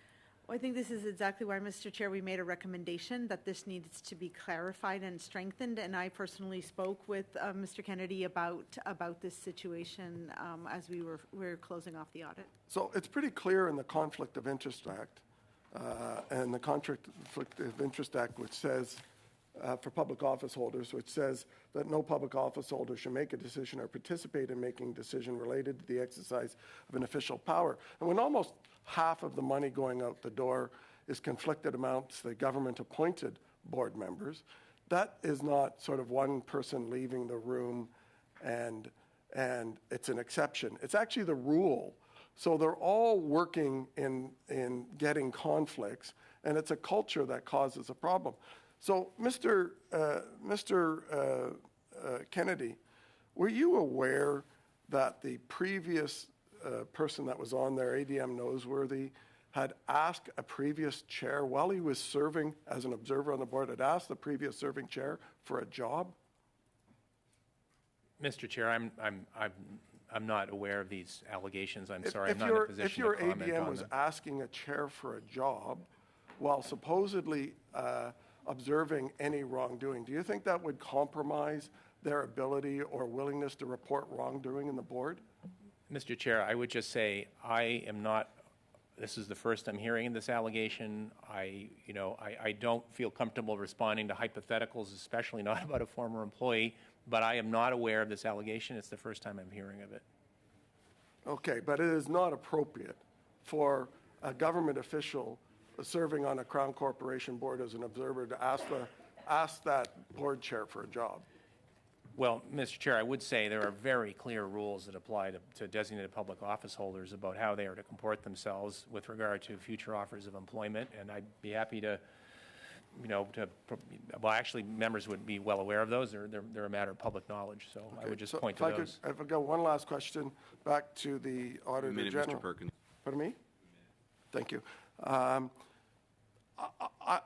very confused where, from a governance perspective, your report seems to imply that if you declare a conflict because they followed their rules, that somehow that's not an issue, when it's clearly an issue with regard to the SDTC Act, which says no director shall profit or gain from any income or acquire any property from the foundation or its activities. And so when you have almost half the transactions, almost half the money going to board members in companies they have a financial interest in, it doesn't really matter, does it, what the conflict interest of the policy of the board is? What matters is the act and breaking the act of Parliament. So I think there's a lot going on here because there is also the Sustainable Development Technology Act that requires that the board members have experience and be involved that some of them have experience and be involved in the sector. I think that inherently, as Mr. Kennedy pointed out before, will create conflicts of interest, which is why a really rigorous process is needed. I would expect that it's more than declaring a conflict of interest. It's declaring and recusing yourself from any votes and decisions. But I agree with the member, Mr. Chair, that the Act also clearly states that no member should have personally benefited, and it is a concern, which is why we flagged it in our report about failures that the board had in respecting its enabling legislation. Thank you very much. Up next, Ms. Bradford, you have the floor for 5 minutes, please. Thank you, Mr. Chair, and thank you to the witnesses today. This is directed to you, Ms. Hogan. In paragraph 6.24, you write that estimates of environmental benefits by projects were unreasonably high. Can you explain what you meant by this and what made them unreasonably high? Well, I might ask Mathieu if he wants to join in here. I think we were raising a few things, is that there was no target set in what should be a reasonable target when it comes to determining the environmental benefits. We found that most of the applications quantified them, but they were very high. And in order to, part of our conclusion was based on the fact that we looked at completed projects, and in 12 out of the 18 completed projects, the estimates, the actually received benefits were 50% lower than what had been estimated. So while I know that an estimate is difficult in this area, that was a lot of projects to have not achieved its benefits. Nothing else to add from Mathieu. Thank you. So in 6.44, you note that the same law firm that the Foundation's external general counsel worked for was hand-selected to produce a report on financial mismanagement and human resource practices at the Foundation. And you note that this could give the appearance that the investigation was not independent, unquote. However, this also appears like a selection based on previous work and trustworthiness. So in your view, how can foundations and arm's-length corporations better prepare for perceived conflicts of interest? And how can board members get a better understanding of what a perceived conflict of interest may actually be? So that entire paragraph in our report actually highlights some conflicts of interest that might be real or perceived that were really not addressed by the conflict of interest policies in the Foundation. There are so many best practices out there that that boards can use to help establish what their conflict of interest policies look like. There's the Federal Values and Ethics. There is the Conflict of Interest Act. OECD has guidelines in the public service when it comes to conflicts of interest. There is other countries, my counterpart, the ANAO, actually has a guide on conflict of interest. I think there's lots of areas that best practices can be sought, but this is about ensuring that from a public perception, that an individual never appears to have put themselves in a position where they may benefit from public funds. And when you're involved with public funds or in the public service, you need to be held to a higher set of standards. And I'm going to turn to Andrew because I know this is an area that he's really passionate about, and I'm sure he probably has something he might like to add. Just one thing to add to your question. The individual that we're talking about there, the general counsel, is also one of the 2 members that is remaining on the member council. Thank you. And Mr. Kennedy, getting back to the Constitution, how the Board of Directors were arrived at, there were 8 of the Board of Directors who were appointed by the Governor in Council. Can you explain the process and the backgrounds of those who were appointed in this way? Thanks, Mr. Chair. For GIC appointees, there is a standard process that the government follows. Typically, there's a poster or, a kind of advertisement that's made about an opening. People are invited to apply. There's a deadline set. There is a screening process that is typically managed by the Privy Council office in partnership with the lead department. There is, through that screening, there's a kind of more limited set of candidates that are identified. There is then an interview process.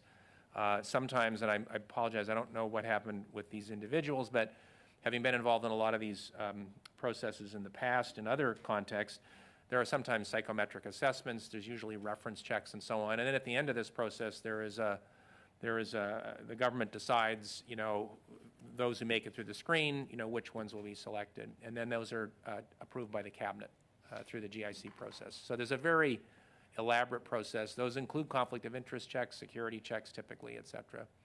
So were any of the 7 members who were elected by the board directly involved with these conflict of interest cases? I would have to look at my notes to determine sort of who was implicated and not, but as noted, there is a majority that are appointed by the members of the organization, which is at arm's length from the government, and then there are GIC appointees. I don't know whether the Auditor General might want to speak to that. Sorry. I can actually probably provide some information there. In the 90 cases, in the 88 cases that involved directors, there were 10 directors. Out of the 10, 7 were Governor and Council appointees. Thank you very much. That is the time. Mr. Cooper, this begins our 4th and final round. You have the floor for 5 minutes, please. Thank you, Mr. Chair. Mr. Kennedy, you stated that your department, I said, acted swiftly upon learning of mismanagement at SDTC when it received information from the whistleblower on February 16th, 2023. With the greatest of respect, I say that simply is not sufficient. Your department was responsible for overseeing compliance with the contribution agreements and to ensure that there were not conflicts of interest. And we now know that 400 million taxpayers' dollars improperly went out the door, much of which went to pad the pockets of Liberal insiders who sat on the Green Slush Fund board. So do you accept any responsibility as Deputy Minister for that? I think, Mr. Chair, I was on record at the beginning of the meeting of agreeing with the findings of the Auditor General's review that... So do you accept responsibility, yes or no? I think, Mr. Chair, as I said at the beginning of the meeting, we agree with the Auditor General's report of the necessity of ISA doing additional oversight of the organization, and we have a fairly detailed plan to... So you don't accept any responsibility, that's what you're saying. So maybe you can help Canadian taxpayers who've been ripped off understand how it is possible that your department never received or requested conflict of interest records from the Green Slush Fund. I think, Mr. Chair, as I noted at the beginning, we agree with the Auditor General's finding that there needs to be additional oversight done by the department. No kidding. But how is it possible that your department didn't even ask for any receipts? And maybe while we're at it, maybe you can explain why your department failed to conduct even a single audit to determine SDTC's compliance with the contribution agreements with your department. Well, Mr. Chair, as I noted at the beginning in my comments, this is an organization that has an unusual status. It isn't even normal. The Auditor General found, sir, it's very clear, 6.67 of the Auditor General's report sets out the responsibilities that your department has, that I referenced. So the notion that it's arm's length doesn't mean that your department has no responsibility. 1 billion taxpayers' dollars went to SDTC. So don't tell me that because it's arm's length, that somehow you can gives your department the basis to say, well, it wasn't our fault when you never requested conflict of interest records, when you didn't conduct a single audit, when your department failed to request any information from SDTC about terminated funding agreements. Quite frankly, sir, I would actually ask this question. Can you point to anything your department did right? I think, Mr. Chair, the Auditor General's report notes a range of activities we did as part of our oversight. Clearly, those were not sufficient to catch the problems at the board level. But I would note that, this is not an organization that even typically would be subject to audit by the Auditor General, unlike, say, my organization that is regularly audited or the NRC that is regularly audited. This is a private sector organization that is far removed from the government. It's not government property. The principal responsibility for enforcing these rules was with the board. Our oversight was not sufficient to catch the fact that the board wasn't fulfilling its duties. You had an assistant deputy minister sitting in on the meetings observing conflict after conflict after conflict, and your assistant deputy minister did nothing, and your department did nothing, and there was no direction from the minister that your department do anything, and it is a complete and utter breakdown from the standpoint of a proper oversight, and Canadian taxpayers are out $400 million as a consequence. I want to ask you about the $38 million in unlawful COVID payments that the board approved, millions of which went into their own companies. They didn't recuse themselves. The chair even moved the two motions in which her company was enriched by several $100,000 as a result of those COVID relief payments. The Auditor General's report is very clear that your department was aware at the time that the board approved those payments. Can you explain why your department turned a blind eye to what amounted to a black and white violation of the contribution agreement with respect to $38 million that went out the door? I think, Mr. Chair, I've already spoken to this issue before. I would simply note that, the reason why this organization is being moved to the NRC You knew is about because it. it's You knew about is it. because it's very. You knew about it, right, sir? You knew about the $38 million that went out the door unlawfully. I think, violation. Mr. Chair, I feel like I've already spoken to this issue. I'm asking you. I'm happy to provide some elaboration. Mr. Cooper, your time just ended, so why don't I'll give Mr. Kennedy time to respond. You have the floor, sir.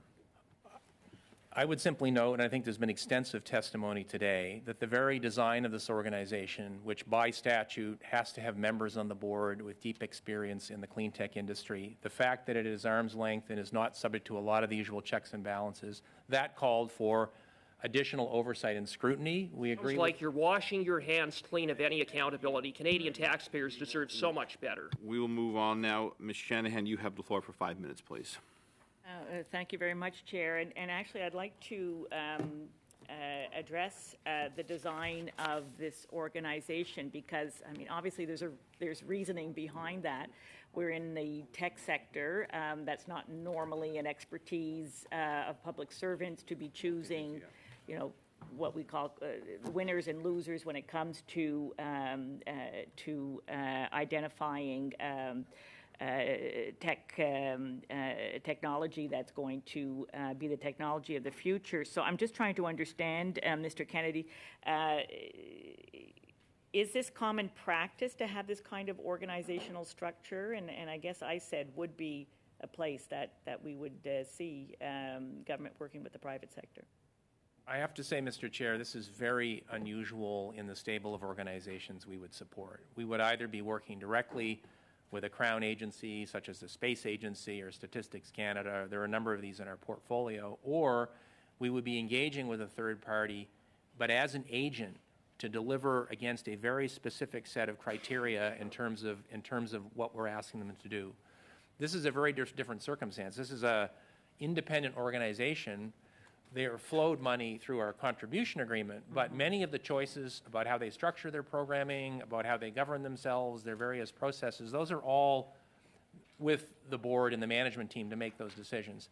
That doesn't remove the obligation on ISED to be carefully monitoring and overseeing the contribution agreement, but the design is such that a lot of the kind of day-to-day about how the business is done is entirely at the responsibility of the board.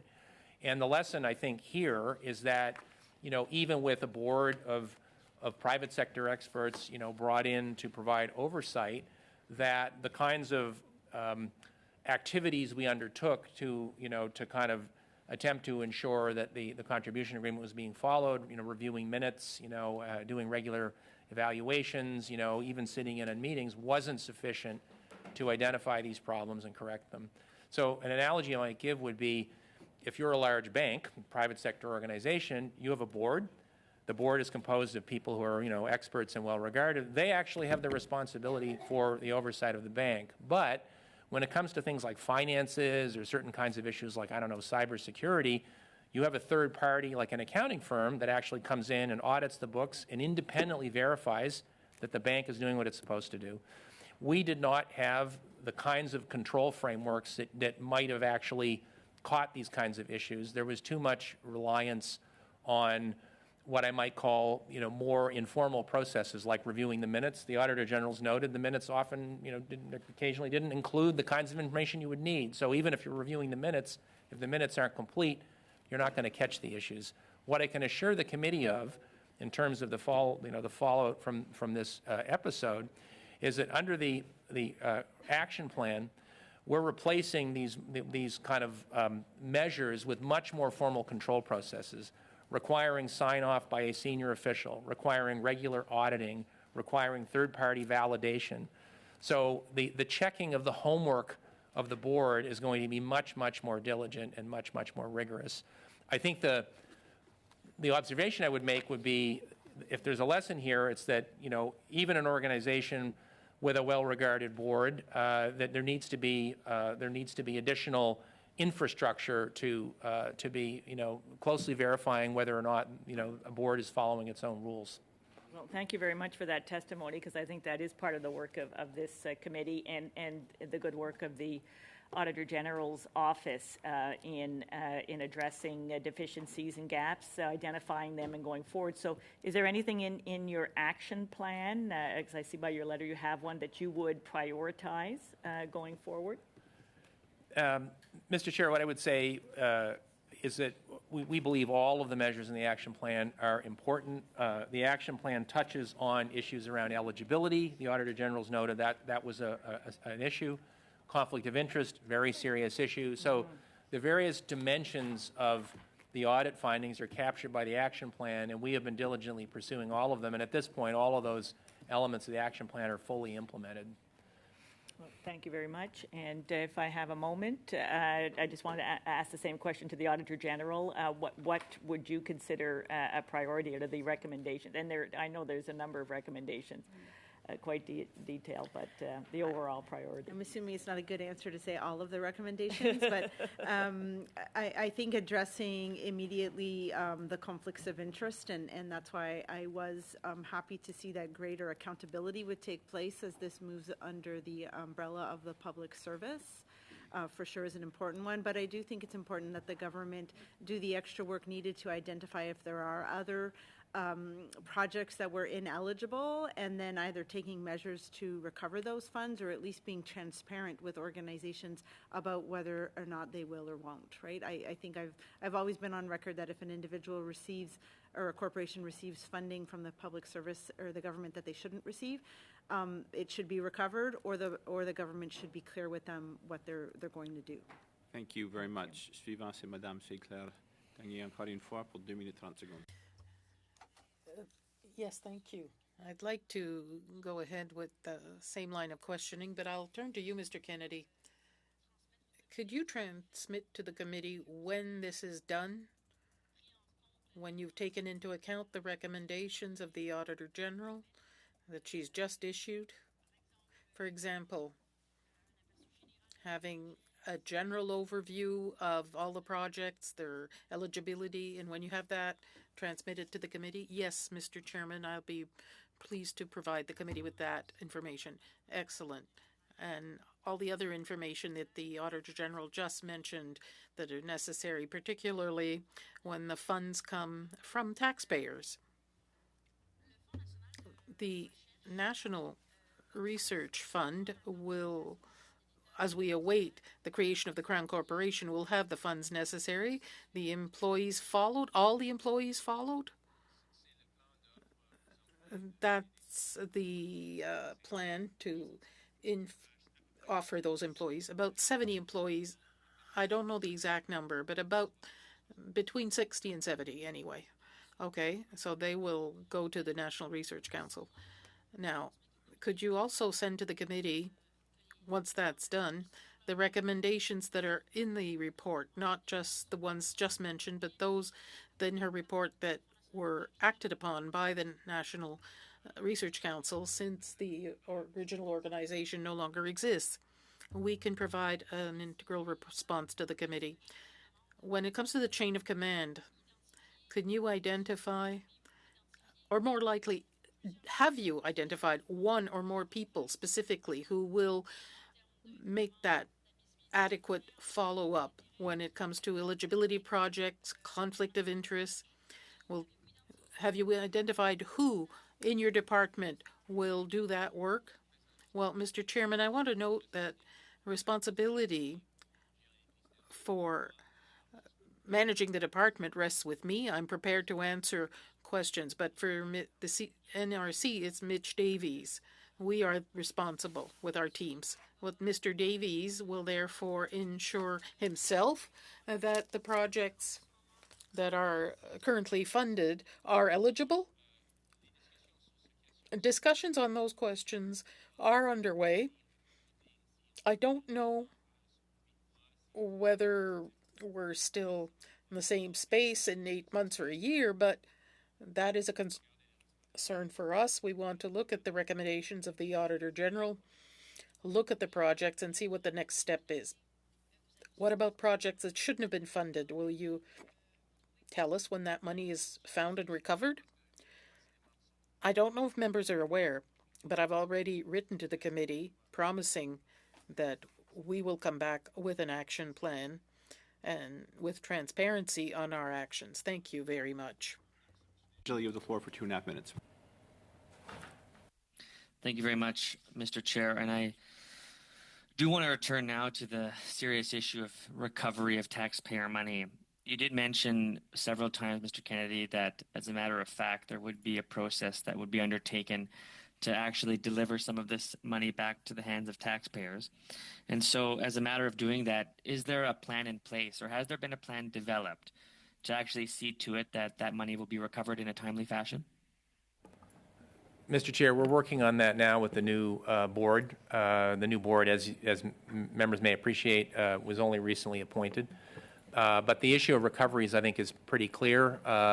Monies that were paid out to ineligible activities should be recovered. My organization does that. When we discover that there's money that goes to an eligible activity, we offset that with future payments if it was an honest mistake, or we recover the money because it wasn't supposed to be paid out.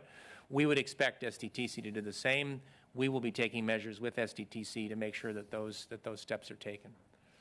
Now, what level of accountability do you take as Deputy Minister of this department for the recovery of this fund?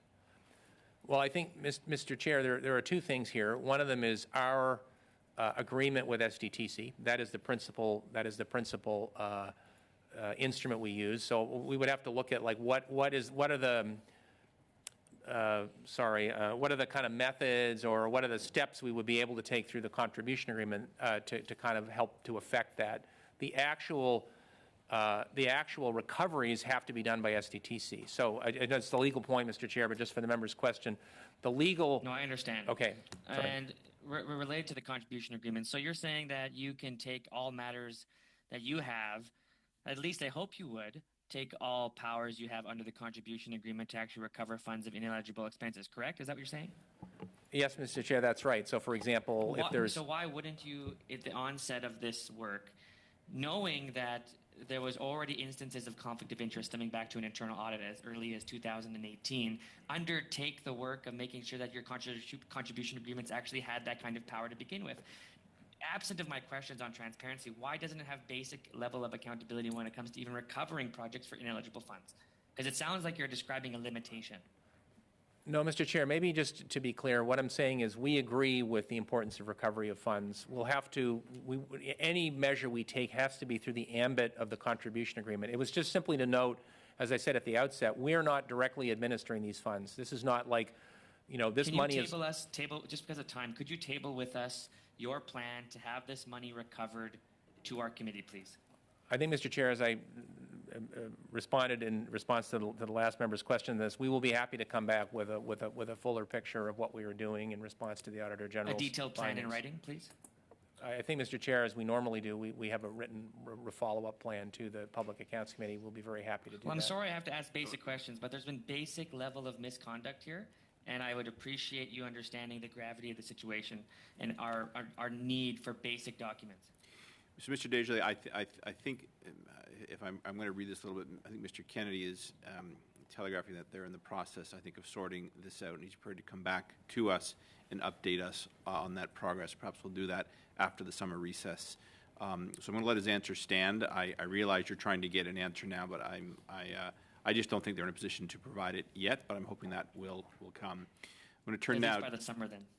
We will. The committee will pick it up again, and we might well have Mr. Kennedy back. Mr. Perkins, you have the floor for 5 minutes. Thank you, Mr. Chair. Mr. Kennedy, last week, the former Liberal Minister of Industry, Navdeep Bains, was in Industry Committee testifying on this issue, and he is the minister he began saying his only responsibility for the Green Slush Fund was actually appointing the directors.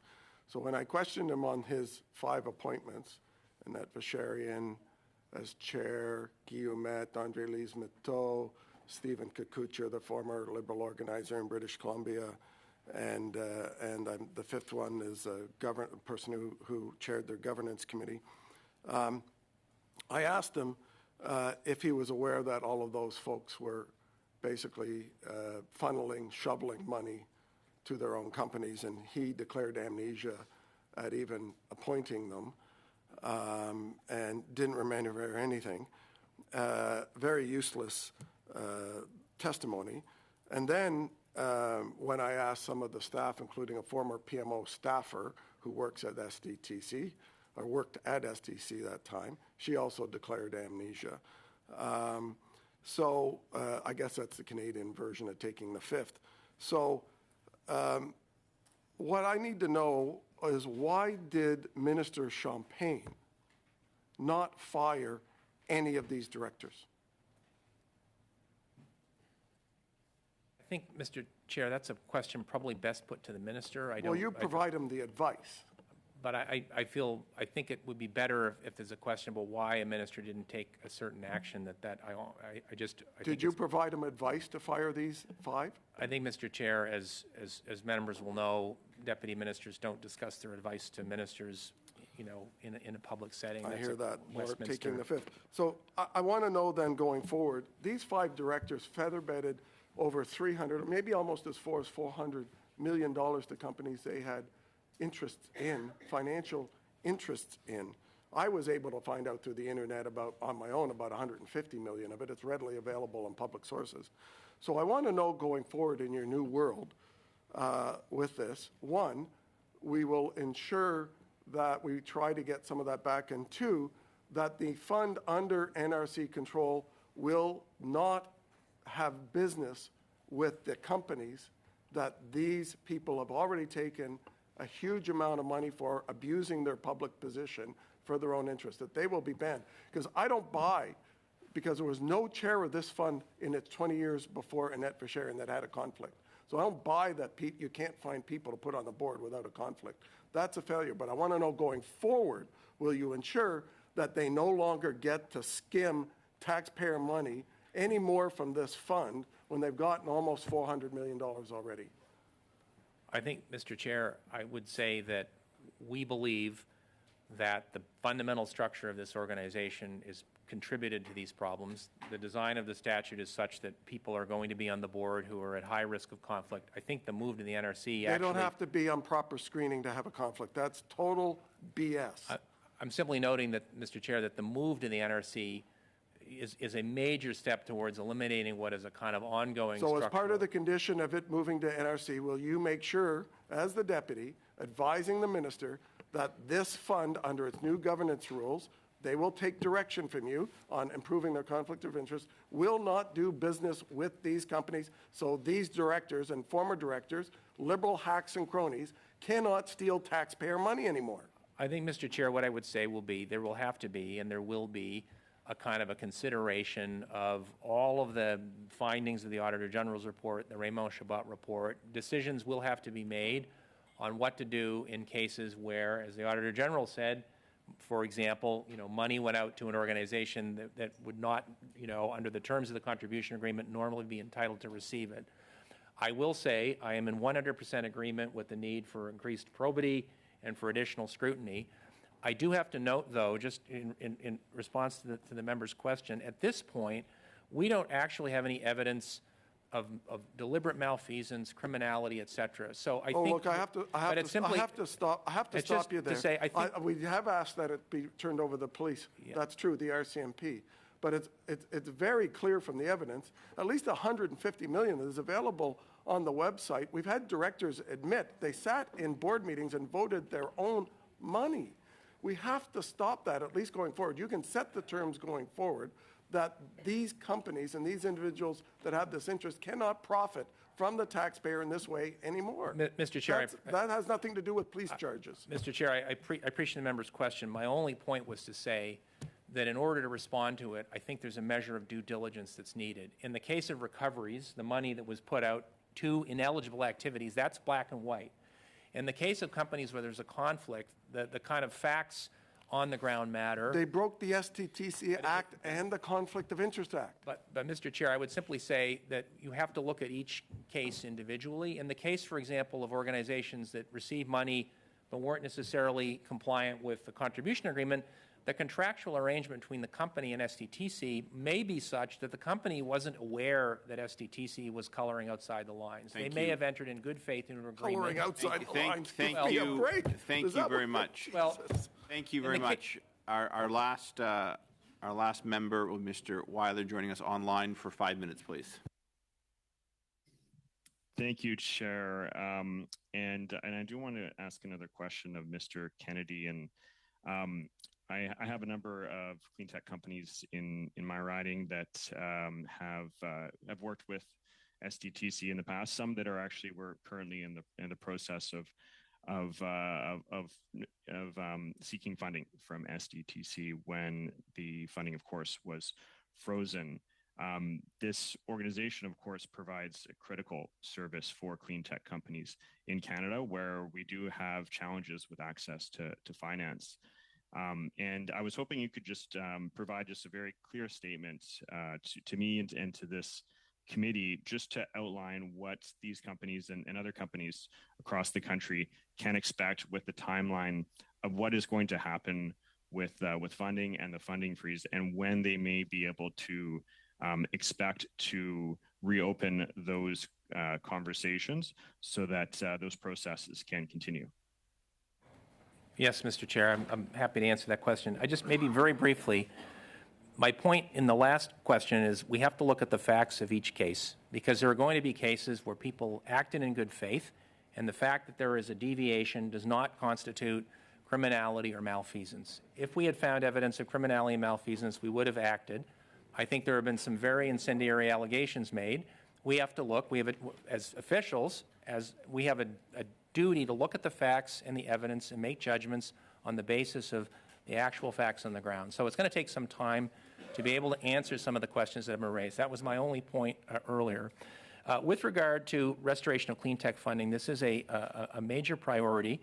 There have been many evaluations over the life of STTC going back to its foundation that have, notwithstanding the serious issues that have been uncovered through these audits and reviews, that have suggested that this organization has played a pretty important role in the development of a clean tech ecosystem that is regarded not just by the government. There are many independent reviews, by international organizations, business periodicals and others that actually note that Canada is a leader in clean tech startups. We have an ecosystem of clean tech companies in this country that is actually envied by many other jurisdictions, and STTC has played a role in that.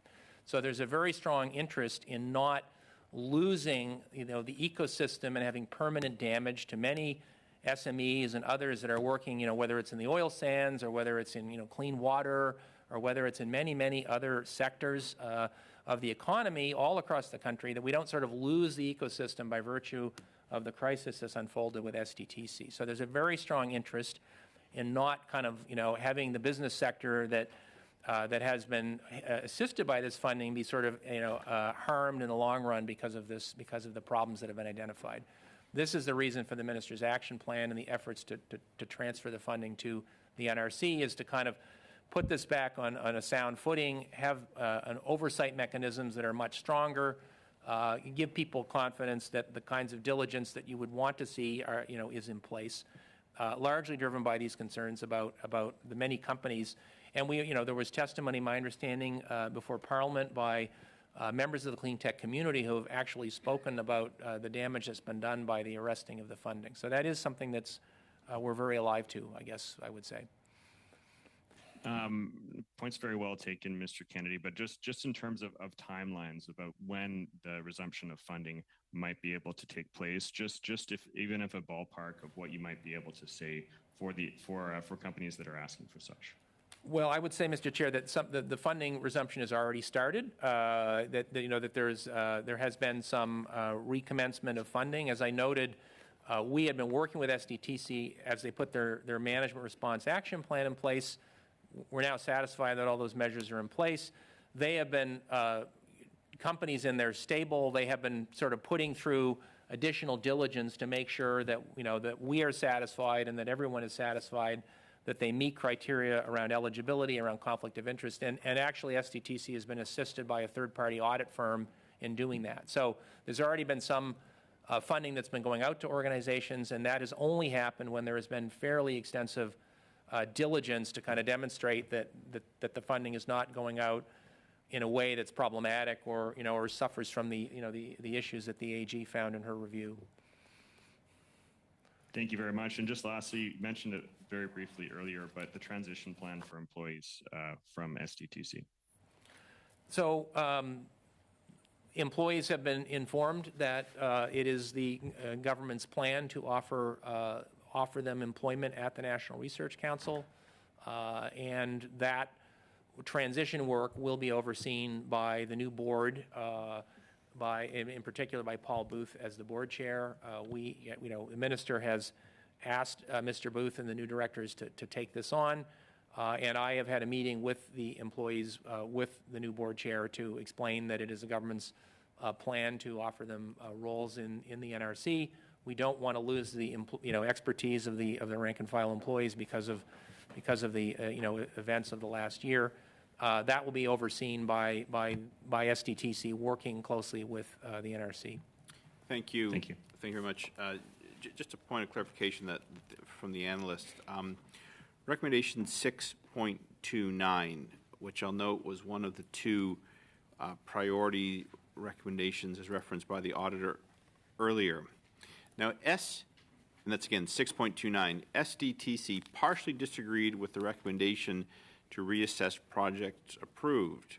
They stated that, quote, written records did not fully capture the robust deliberations made, end quote. Now, today, ISED, through you, Deputy, stated that it would it would proceed to a review. Does ISED, therefore, agree with the recommendations made by made to SDTC by the Auditor General? You seem to imply that you supported it, whereas SDTC did not. Could you just clarify that, please? Mr. Chair, I'm just reviewing the material here. Sure. And again, it's recommendation 6.29. Yes. Mr. Chair, just to clarify, this is language from SDTC, and so what I think SDTC are saying is they'll work in cooperation with us to reconfirm that active projects, so in other words, projects that are not historic and kind of in the past, that they will meet the goals, objectives, and eligibility criteria set in the contribution agreement. And we would say that that's, job number one. I mean, there's conflict of interest issues and so on, but clearly our very strong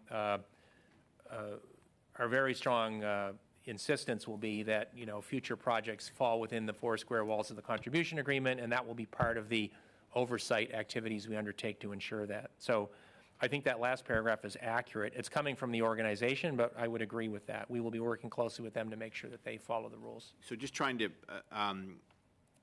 so SDTC partially disagreed.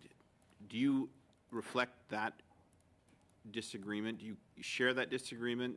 And again, asking for clarification because earlier you seemed to suggest a review would be done. I just want to know if you're in agreement with that partial disagreement of the auditor's recommendation. I think, Mr. Chair, what I would say would be, I'm speaking for ISED. Yep. And we have findings from the Auditor General and findings from RCGT that raise questions around things like eligibility. So I'm just using that as an example, but funds went out. So there's a question that is, that members have put to the government, which is, what are you going to do about that? So we as an organization have to make determinations of what to do in these various circumstances. I've already testified today on recoveries. We see that as pretty cut and dried. We need to be taking action on recoveries. We will be looking at the other areas. We've committed, we'll come back to the committee to explain what we're doing in that space. But SDTC, and again, you have to appreciate, Mr. Chair, there's new management at SDTC since this report was drafted. So there'll be a new management team that may or may not, be in exactly the same place. But clearly, SDTC partially agreed with this recommendation. But they would have come to their own assessment of whether projects reviewed during the audit period met the terms or not. But that's also a judgment ISID makes. We have a contribution agreement. We will not necessarily in all cases come to the same conclusion about whether or not an organization has been following the rules. So I can't predict exactly where we'll land, but I would just say we will come to our own determination in these cases of whether or not projects that were funded met the terms of the agreement or not, and then what we're going to do about it. Okay. That will be, the Crown will come to its own view. Thank you. And I appreciate as well the recommendation here from the Minister. Of course, as the motion passed by this committee, we are looking forward to hearing from the Minister at some time after this spring session. On that note, I do want to thank Ms. Hogan, Mr. Hayes, and officials from the Office of the Auditor General, Mr. Kennedy, Mr. Bilodeau, for your participation today in relation to the study report 6, Sustainable Development Technology Canada. Any information that's forthcoming can go through the clerk, please. And on that note, I will adjourn this meeting. We will see you next Tuesday. Thank you.